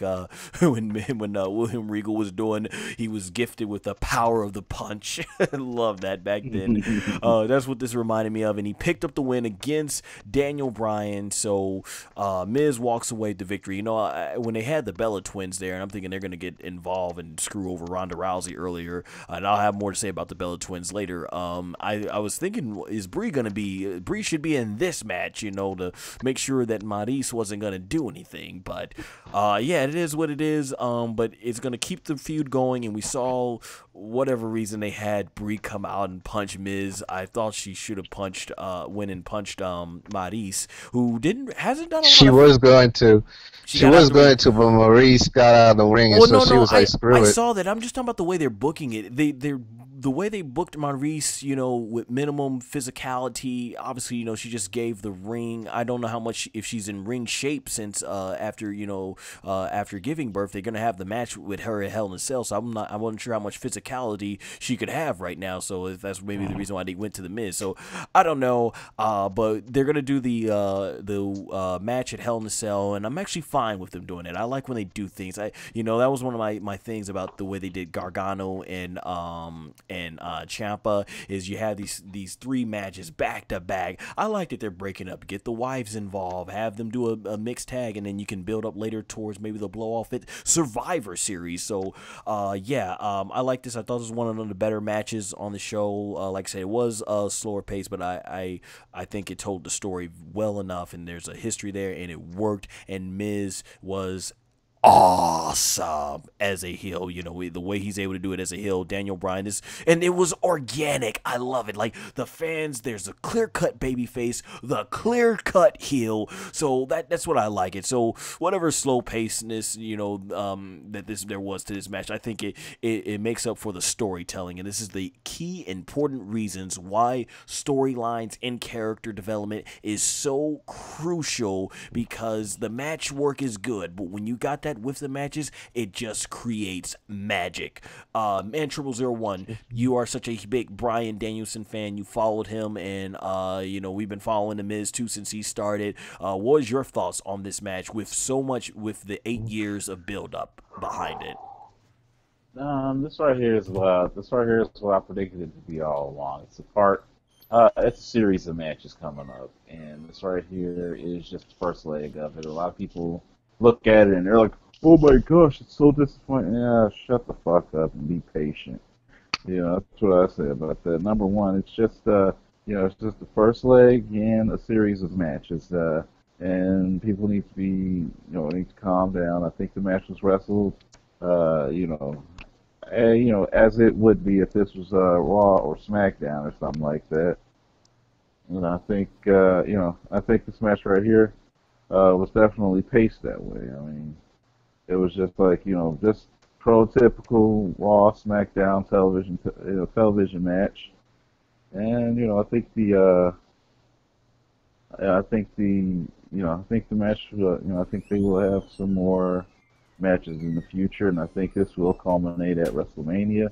I'm just hoping one of them. I'm just hoping the Miz, snatches up the WWE Championship en route to WrestleMania, so Daniel Bryan and the Miz can have their match be for the WWE Championship at WrestleMania. Because if there's a feud or there's a rivalry worthy of WrestleMania, I think this right here is that match. I think this is that feud that is worthy of WrestleMania.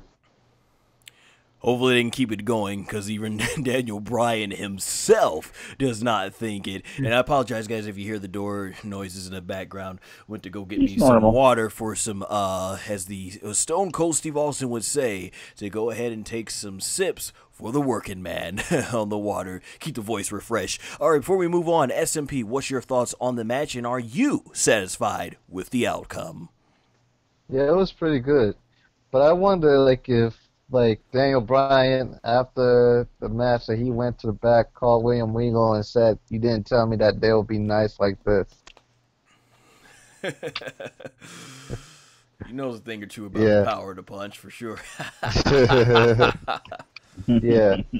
As for it, it's pretty good. I kind of figured that Miz probably will win, because they probably want this to be like a series. So it's probably, okay, Miz got this win, then, then Daniel Bryan probably will get the win for the tag match, depending on how they want to do the storyline. I think they should do a different storyline during the match, but that's just my call.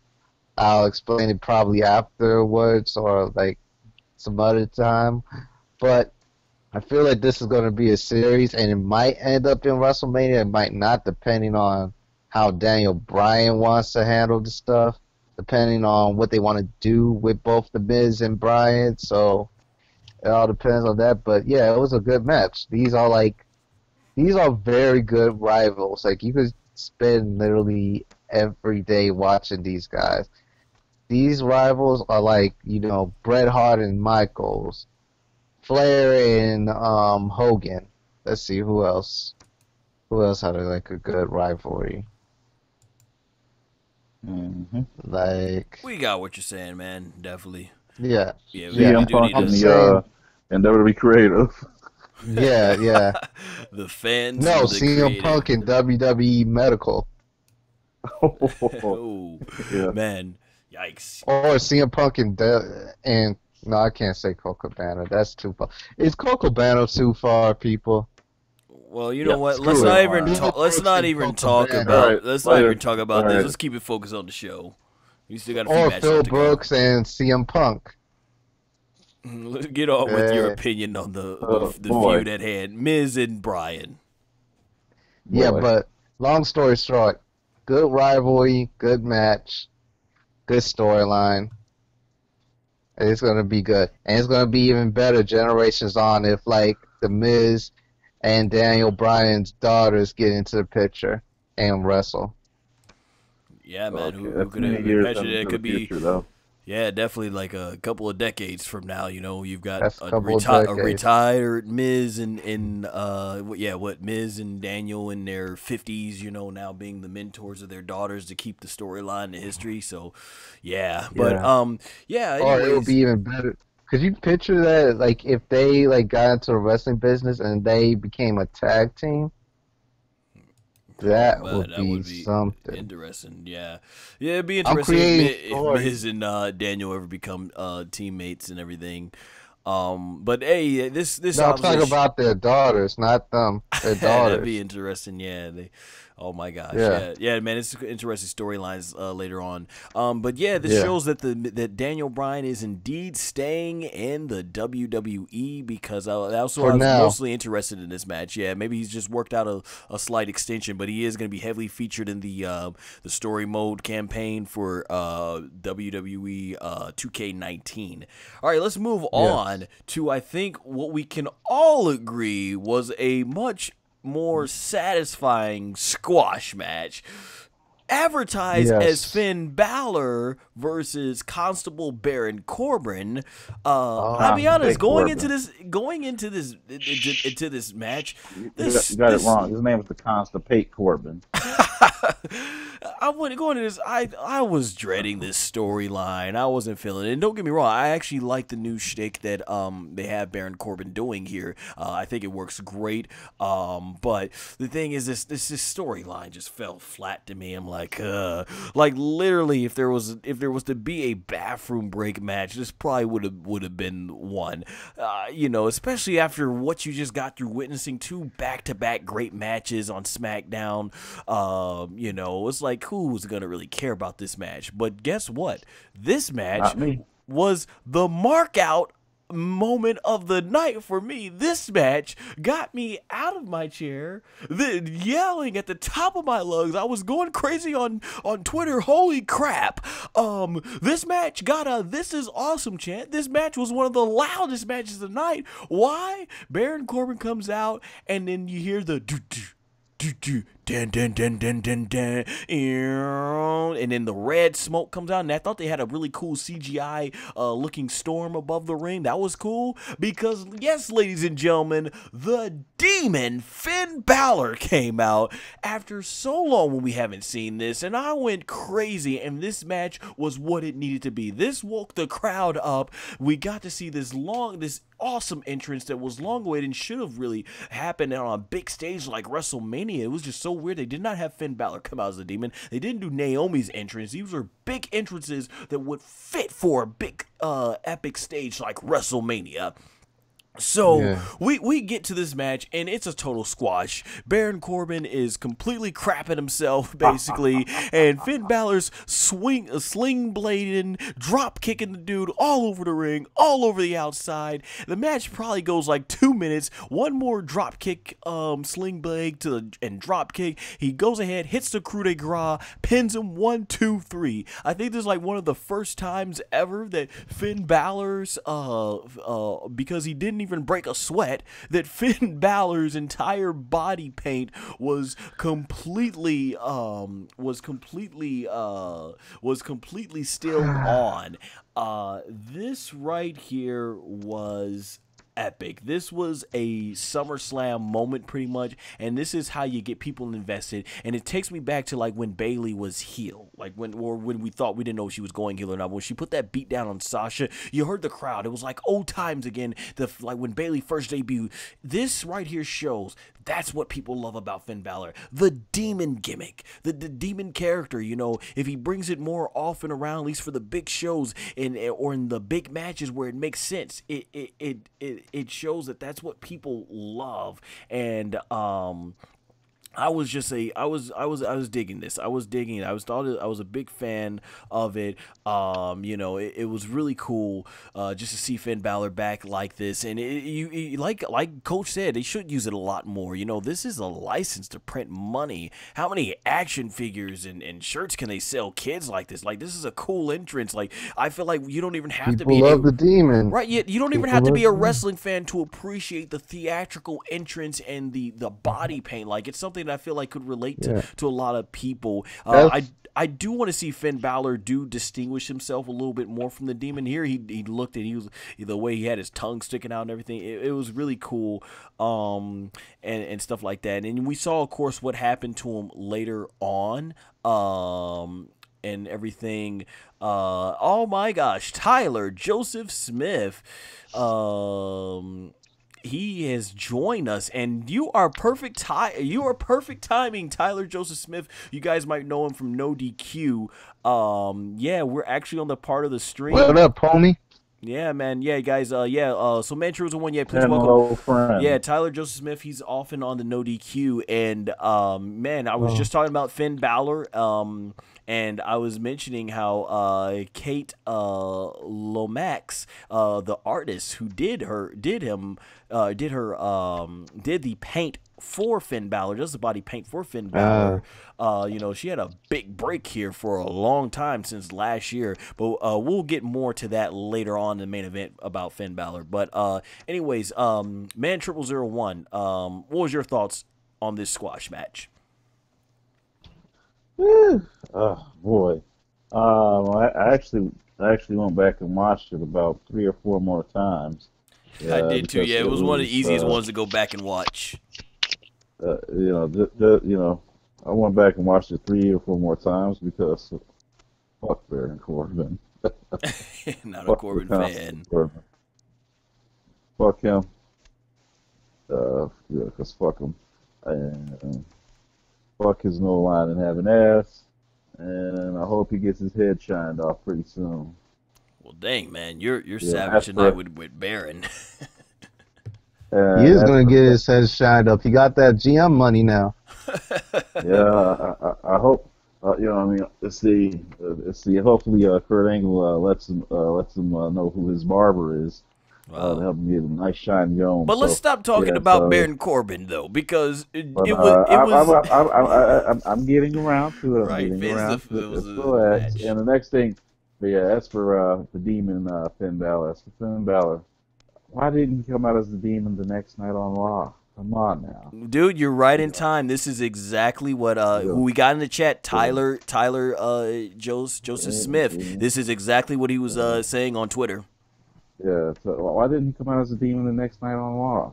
I mean, come on now. This right here would have been perfect. It would have been excellent, He just came out as a Demon. Hold on. TJS, appreciate that you go ahead and take a listen on demand. Thank you for stopping by. You stopped by at the perfect moment when we were talking about Finn Balor. Thank you for stopping by. We appreciate it, man.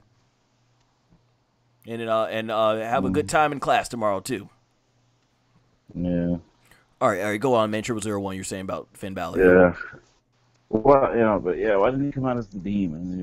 I mean, come on now. Every time I see him come and I see him go, we're seeing the Demon Finn Balor about as much times as we see Brock Lesnar. Right. Yeah. If not even less. Every time I see the Demon Finn Balor, I'm like, come on, Demon Finn Balor. Come on now, send location. We come. We see you wrestle. Come on, Demon Finn Balor. Come on, let's go. Send location. But I'm just glad Constipate Corbin got his ass whooped, and I'm glad Finn Balor was definitely the right guy to do it for sure, especially as the Demon. Just to maximize that ass whooping. Oh man. Hey, in SMP, anything you want to have any thoughts? And we'll of course talk more about Finn as we get towards the main event. But go ahead. Anything you have to say about this squash? This was a monumental moment. We have the head of Balor Club versus the head of Head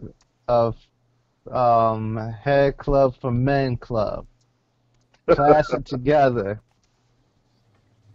it was really good to see the Demon Balor come back. You know, it's just like it's paint, the whole body paint. He's a different person when he has that on. Ever since the Prince Devitt days, and now when he did the body paint cosplay, and now when he does the demon, it's just so cool to see. But I understand why they didn't do it so long because he been kind of in a flux, and they want to make the demon like the superhero, unstoppable force. Mm-hmm. And why would we want to see like Demon Balor get beaten? Right. You want to see like the unstoppable superhero force like prevail, you know? Right. Like Yeah, just he's like when undefeated you right see now as a like demon. the Undertaker coming up and coming every now and then. You don't want to see the Undertaker get beaten up all the time. You want to see him prevail, or at least try to prevail. So yeah, I can see that. But I hope like there'll be more. I know that it's kind of they don't want to like pay the body paint artists all the time. I know that it takes a long time to do that stuff, which is why like he'll just run in with just a leather jacket or something. But yeah, it was Yeah. good to see him even like for one night. I hope there'll be more nights. I doubt Hope that we'll see that's him too again. much of an issue though, because when he basically pays her, he paid her mostly during all the big shows. So I think like if it's just gonna be like 4 or 5 times a year, that's fine. Yeah. But I think they said he wants to make it. Vince wanted to make it. McMahon wanted to make it really rare. So it is what it is. But gentlemen, let's Yeah. continue moving on. Definitely, we're going nearly at the 2-hour mark here. Boy, long shows, long reviews. But yeah, let's Yeah. get to the next match here. 2 more matches. Yeah, we get there. Wow, man. You know what? I'm gonna say this too. Shout out to Aaron Riff of NoDQ.com. I saw in his review he was saying when he got to Nakamura. No, I think he went on Twitter and said he forgot when he got to this point of the show that Nakamura and Jeff Hardy was still a match. And honestly, having gone through this review for nearly almost 2 hours with you gentlemen, you know, as I'm scrolling down here looking in the Let's make this short because I also got school. right, yeah, I'm looking at the recaps. Like I forgot almost you had to go through this match. Woo, what a long show. All right, yeah. All right, so Jeff Hardy, Shinsuke Nakamura. Love the entrance once again with Nakamura. This you could tell once again the crowd was restless, but I dug. It was pretty funny with them trying to one up each other and steal each other's stunts. Man, this was total and man0001. You know what I'm talking about. This was total. This was like playing SmackDown versus Raw when you could steal the other's stunt. That's totally what the beginning of this match was. Like, you know, mercy. yeah, man, it was good stuff here. The match I thought was fine. It was a nice, fine little fun match that did what it needed to do. Nakamura picks up a big win, not before Jeff Hardy, who said his back's been hurting, he's working hurt right now, does a swanton bomb on the Edge, which everyone say with me is It's the softest part of the ring, of course. It must have been safe, right? obviously the man0001 does not pay attention when they say it's the hardest ring of the bed. I'm just kidding with you, dude. I know you do. I had to pay for attention. How much does attention cost? I need to pay Whatever for it. WWE wants you, but yeah, it is a sick bump, and honestly, as visually great as it looked at this stage of Jeff Hardy's career, and knowing about the injuries and stuff, and it looks like Jeff Hardy's now the last one left of the original 6 men that were in those classic TLC matches, because the Dudleys are retired, Edge and Christian are retired, Matt Hardy is about to be retired. It's like, oh my gosh, Jeff still doing stuff like that. I thought the spot was unnecessary. Like if it's gonna put Jeff at a high risk and he's got a bad back, yeah. But it is what it is. At least it was the finish. Nakamura took advantage, did the Kinshasa, and picks up a big victory. And at least they're doing something with Nakamura. Unlike they're not even doing anything with Asuka. That's so frustrating. There's a lot of people that got missed from this show. But yeah, I thought for what it was, match was fine. We'll see where Nakamura is headed towards later. For right now, it looks like we are going to grace the United States of Nakamerica, is what he said, right? Nakamerica. Yeah. Alrighty. How do y'all feel about That's stupid. being Yeah, he said American? Listen, Knock America Knock American. serious. Knock America. I want to knock you out for saying that. what you say? I want to knock you out for saying that. Yeah, you want to, but let's see. We're not going to try though, are we? Huh? All right, let's go move on to this. Let's keep moving on. Well, we can send it over through the internet. Okay, Hey, but yeah, go quick ahead. review on this. SMP, It was yeah. okay. It was okay, you know. Just a pass-by match. Randy Orton came in. Luckily, he didn't touch Jeff Hardy, but I don't think anybody want to touch Randy Orton after recent reports. Let's see. It's not really much to say. Right, Let's get yeah. on to the other. Let's get on Hold to the on, other hold on. match. We got to let the man 0001. But I was gonna say this: that Randy Orton, bravo to him. This man's had a lot of big moments at SummerSlam, a lot of big moments. But this, hands down, was the absolute greatest appearance by Randy Orton at SummerSlam. Randy Orton came out to the music. He walked down to the ring. He stared at Jeff Hardy. Then he turned around and walked away. That was probably Because he had to wash his hands. That was probably the greatest thing we've ever seen Randy Orton do at SummerSlam. No, I'm just kidding, but I had to crack up. My God, it's like, did they just? Okay, Randy Orton wants to make sure he gets He had paid to for the wash his show. hands. He was like, I don't want another like podcast interview about me. He Let me just go wash my hands and then do an RKO. Oh wait, I can't do that. The show is over. Oh, hey, welcome to the stream, Base Ash Ketchum. He liked your Nakamura, Nakamura, you out reference. But hey, man, the thing about this is, I felt like they just want to make sure Randy Orton got paid on the show, so he walked out.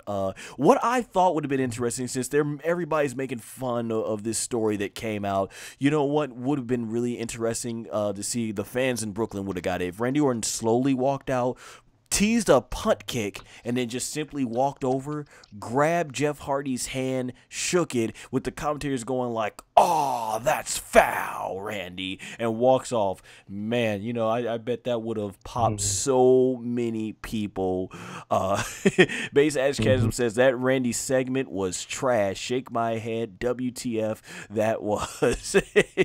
Hey, the man had to get paid. Made by the man. It was written by the man that shook his hand. All right, hey, but yeah, let's keep it going because we know SMP's got to get going soon. Man 0001, any thoughts on this match and the Randy Orton's the Randy Orton segment? My thoughts on this match is this. My thoughts on the match was this. It was, a pretty decent match. It was back and forth. It was more competitive this time around as compared to the last pay-per-view. And, Jeff Hardy doing these swanton bombs. If the reports are true that his back is hurting and everything, hopefully he gets written off TV soon so he can take some time off and come back in full form. As for Nakamura, I hope he continues his success as U.S. champion, and hopefully one day he becomes WWE champion or Universal champion. And as for Randy Orton, I would not shake his hand. Good thing I haven't met him yet. Good thing I haven't met him in person yet. So, let's see. Props to Seth Rollins for wearing gloves for when he shook his hand all the years ago. And that is the best way to top that. All right, so we're going to move on to the next match here for the Raw Women's Championship. Ronda Rousey versus Alexa Bliss. Yeah.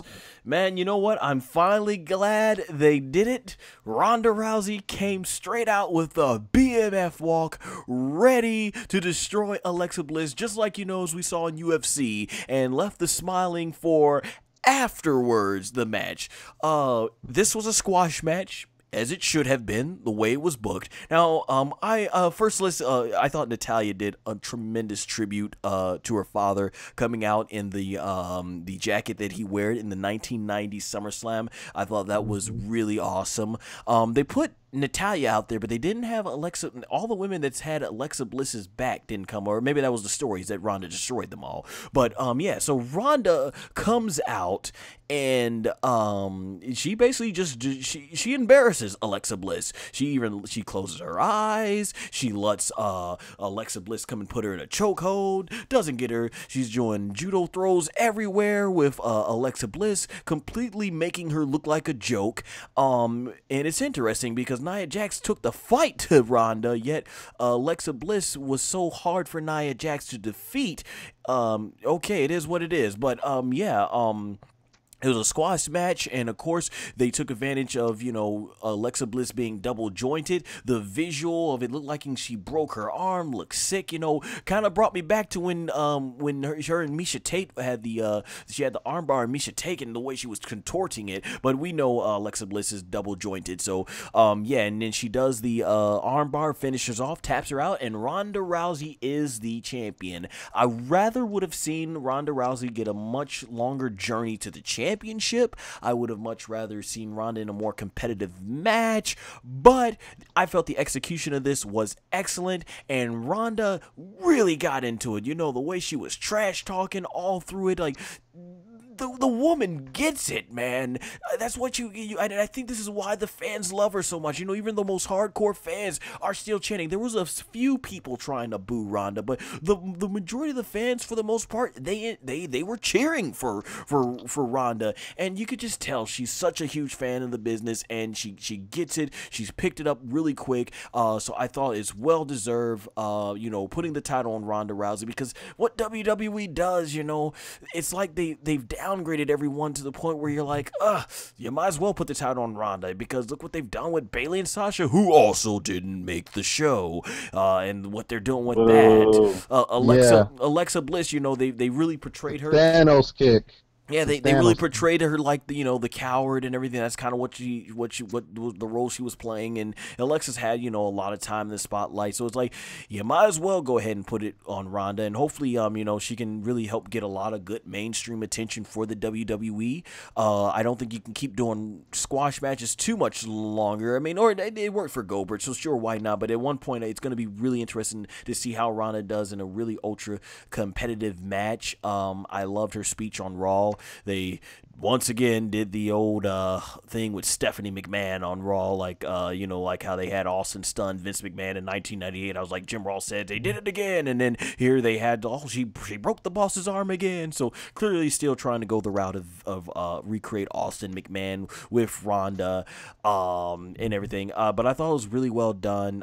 It's just the sincere. You can see how sincere she is. Her victory celebration was awesome. She looked like she's not above the championship. She's not above the business. She looked extremely happy to have the title, the celebration. How she was kissing her husband. Looked like I got the championship, and I mean, I thought it was a wonderful celebration, and I'm happy for her. I'm happy to see that Ronda is the first woman in history to hold the UFC championship and the WWE championship. Base Ash Ketchum says, I agree, Ronda has definitely transitioned very well. I'm glad she's champ. Yeah, man. Yeah, the whole transition, I thought this was completely well done. SMP, any thoughts about this? The Ronda versus match? I loved this match. Like, this was a good match. Of course, Ronda was gonna beat up Alexa Bliss because I don't believe that Alexa Bliss could stand a chance against Ronda. Right. And I also said this on Twitter. I feel like that Ronda loves the WWE way more than UFC because she actually grew up with WWE. This was like her dream. Yep. With the UFC, I felt like that she just gradually just got into it because she was also a judo contender in the Olympics. Mm-hmm. And then she just gradually went into the UFC because, it was something that she was good at, which is different from something that you love to do. I think that she loves wrestling. I think she loves to entertain more than she loved the UFC, which is why I believe that it was easy for her to, walk away when, she had nothing else to prove her. She was pretty much done in her mind, Mm-hmm. So I feel like that she'll have a very long or a good amount of time in the WWE and enjoy her time, whether she has the title, whether she loses the title, and she'll be more grateful for it because I feel like that this is the place that she belongs. And she's a great baby face, being the passionate baby face, and how she holding the title, how she will represent the title is even going to be better when she goes heel and she brings the four horsewomen in. Right, man. I just think it's a true testament when you are sincere and the fan, like The Rock says, you can't BS the fans, and the fans see that Ronda's not on some BS when it comes to the Yeah, WWE, because this is unheard of for her to come as an outsider, yeah. come out into the business like this and get the title put on her so much, and you got hardcore fans in Brooklyn still cheering, like, And she humbles herself. Like, she right. actually will learn. Like, it's genuine that people actually like her behind the locker room, and she'll listen to people. So she actually is listening to people saying, "Oh, she should do this right, she should do that right. Maybe she should take this bump. Maybe she should take that bump. Okay, work with us with this move, so you won't hurt me and you won't hurt yourself." So she's actually like listening with Yeah. everything, which Right, man. We're gonna transition over to the Man Triples One, because I know he probably definitely he they were, they call it in the Dragon Ball series that we're getting a lot fan service. This match had to be total fan service for the Man 0001. But before we get to the main event, Base Ash Ketchum says, you guys think by the time Ronda is ready to retire, will she be Hall of Fame worthy? With the way things are starting, I think it's absolutely, inevitable. man. She's gonna be Hall of Fame worthy regardless, because she look where she come from. She came from UFC, a high profile fighter, into the WWE straight up, and she got used to it. She's in it. She fits in like a glove. Like, you saw Mike Tyson in it, but he wasn't as exclusive as Ronda. You saw people like who Arnold Schwarzenegger, all these people who came from other industries get into it, and they didn't do as well as Ronda. So she's definitely gonna be in the Hall of Fame. She Yeah. always was, just based off her name and her resume. So I agree, but I think just the way it's looking started, I think she's well on her way. All right, yeah, because we're getting close to the 2 hour mark. Man 0001, you've been very outspoken. You're not a fan of Alexa Bliss. You're a big fan of Ronda Rousey. This had to be the fan service of fan services for you, man. You were looking forward to this the second Alexa clashed in. So go ahead, give us your thoughts on this match, and Ah, and feel free to answer Base Ash Ketchum's question about, do you think she's Hall of Fame worthy based on the way it's looking now? okay. All right. First and foremost, I think Ronda Rousey. I think she's right, Hall of Fame worthy right now. I mean, hey, she's done a lot as a celebrity coming into the WWE, but in order, but to come in and actually do something, and actually come in and wrestle some matches and actually contribute to the product, yes, I think based on that alone, she's and definitely not Hall of sitting Fame on her worthy. couch in her And house. Right, but yeah, let's let Man 0001 finish up. and what I mean. In terms of that, yes, she will be Hall of Fame worthy for certain, for sure. Especially as a talent on the roster, that frees up, room for someone like Cyndi Lauper to come in and be Hall of Fame, or in the Hall of Fame in the celebrity wing, if they do go with Ronda and Cyndi Lauper in the same year. But yes, I think she will be. That's number one. Number two, this match is this match right here was what it was. It was a squash match. It showed her going in there, putting that ass whooping on Alexa Bliss.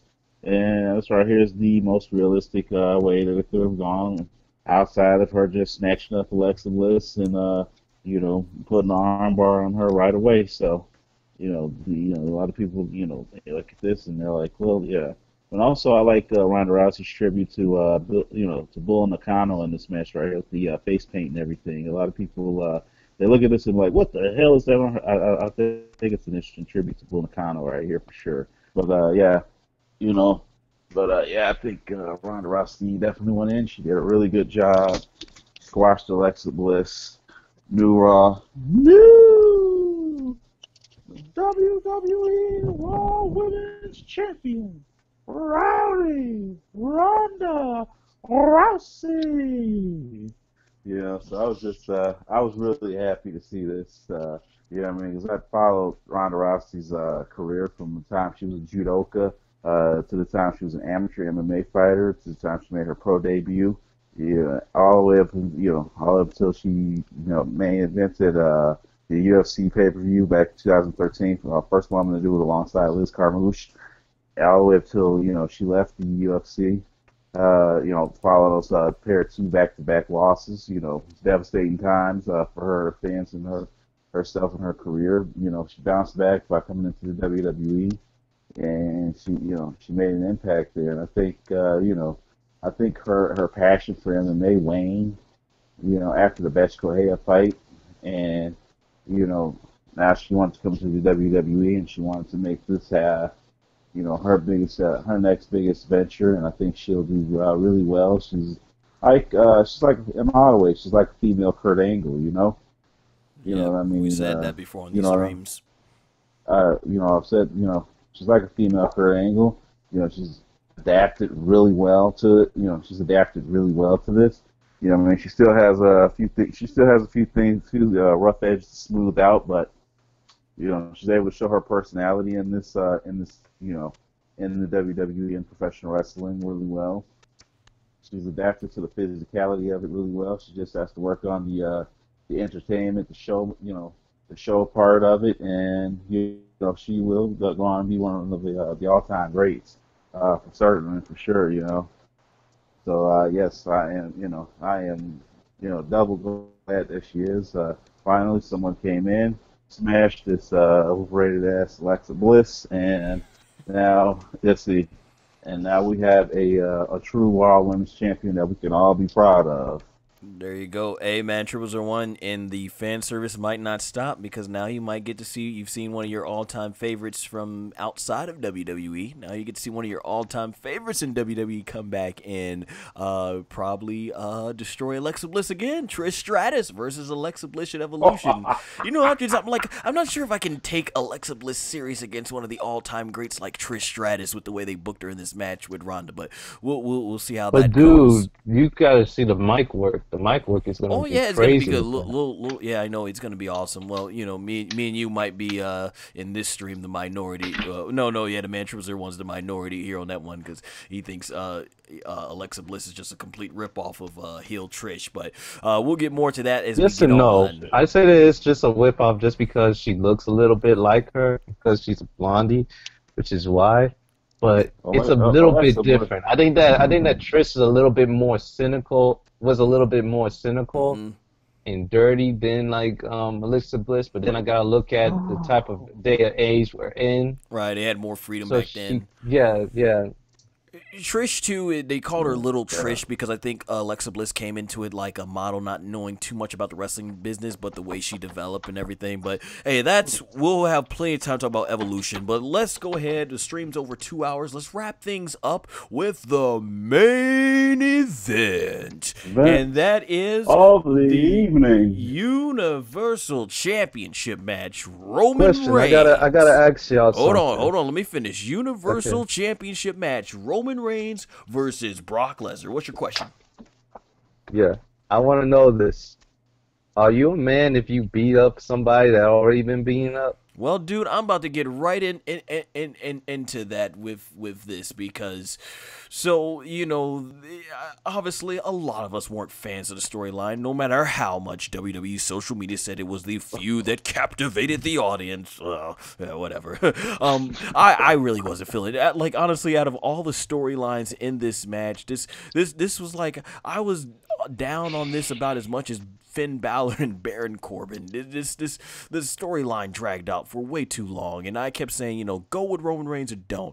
So Braun Strowman comes out, and he says he's not gonna he's not gonna be a coward, do a coward cash in like everyone else did with the history. And then he says he's gonna sit here. So here's my thing, and you guys listening out there, whether you hit somebody, you attack somebody from behind when they don't see it coming, or you attack them face to face after they just got done in a grueling fight and they're battered and worn out and exhausted to the point they have nothing left, but you're like, I'm in front of your face, you see me coming, but you're too tired to do anything about it. There is no difference. There is no difference. And I'm looking at this like, what are they doing to the Braun Strowman character? I'm thinking, okay, they're going to have him come out and go ahead and make it a triple threat match. And I'm like, this is good. This is smart. Make it a triple threat match. Fans are going to sit in their seats. They're not going to crap all over the match. They're going to be 100% behind Braun Strowman. And then you can get, even if they do the Roman Reigns win, you know, they minimize the crapping on the match. So Braun Strowman is sitting out there, and they're doing the match, and it's like, okay, what's the difference here? So they're gonna have him cash in after one is already done in a grueling match? Okay. So the thing here is, I also want to thank Paul Heyman, who I thought was the best part of this storyline with his performances. You know, I loved when he trolled the crowd, defending.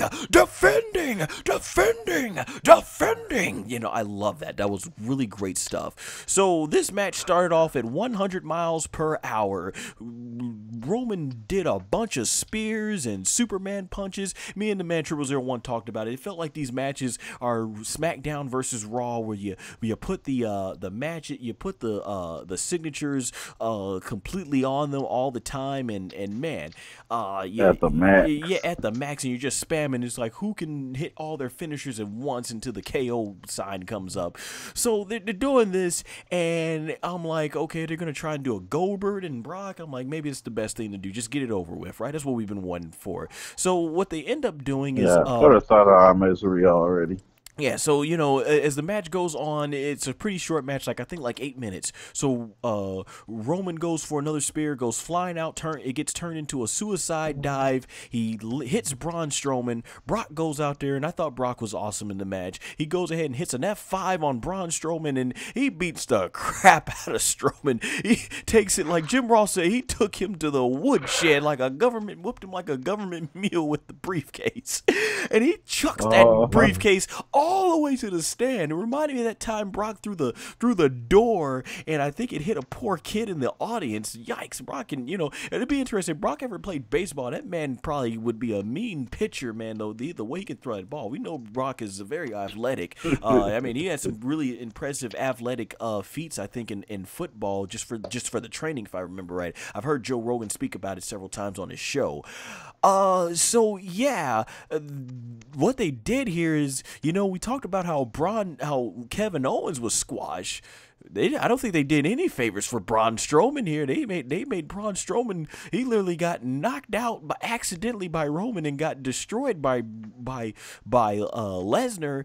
And so what ends up happening is, you know, Roman's in the ring, Brock gets back in the ring, and Roman hits a spear. And now it came off like it was just one spear to get the job done, but we got to remember, he did multiple spears in the beginning of the match. But anyway, nonetheless, to say, 1, 2, 3, Roman Reigns is our new Universal Champion. They finally went there. Here's the thing about it. It happened, yeah, clean, but it happened via shenanigans. They had to, it's like so many times when Cena would lose, there had to be a reason for him to lose. And it's like they're still protecting Brock, even if this was maybe his last match. And I'm like, really?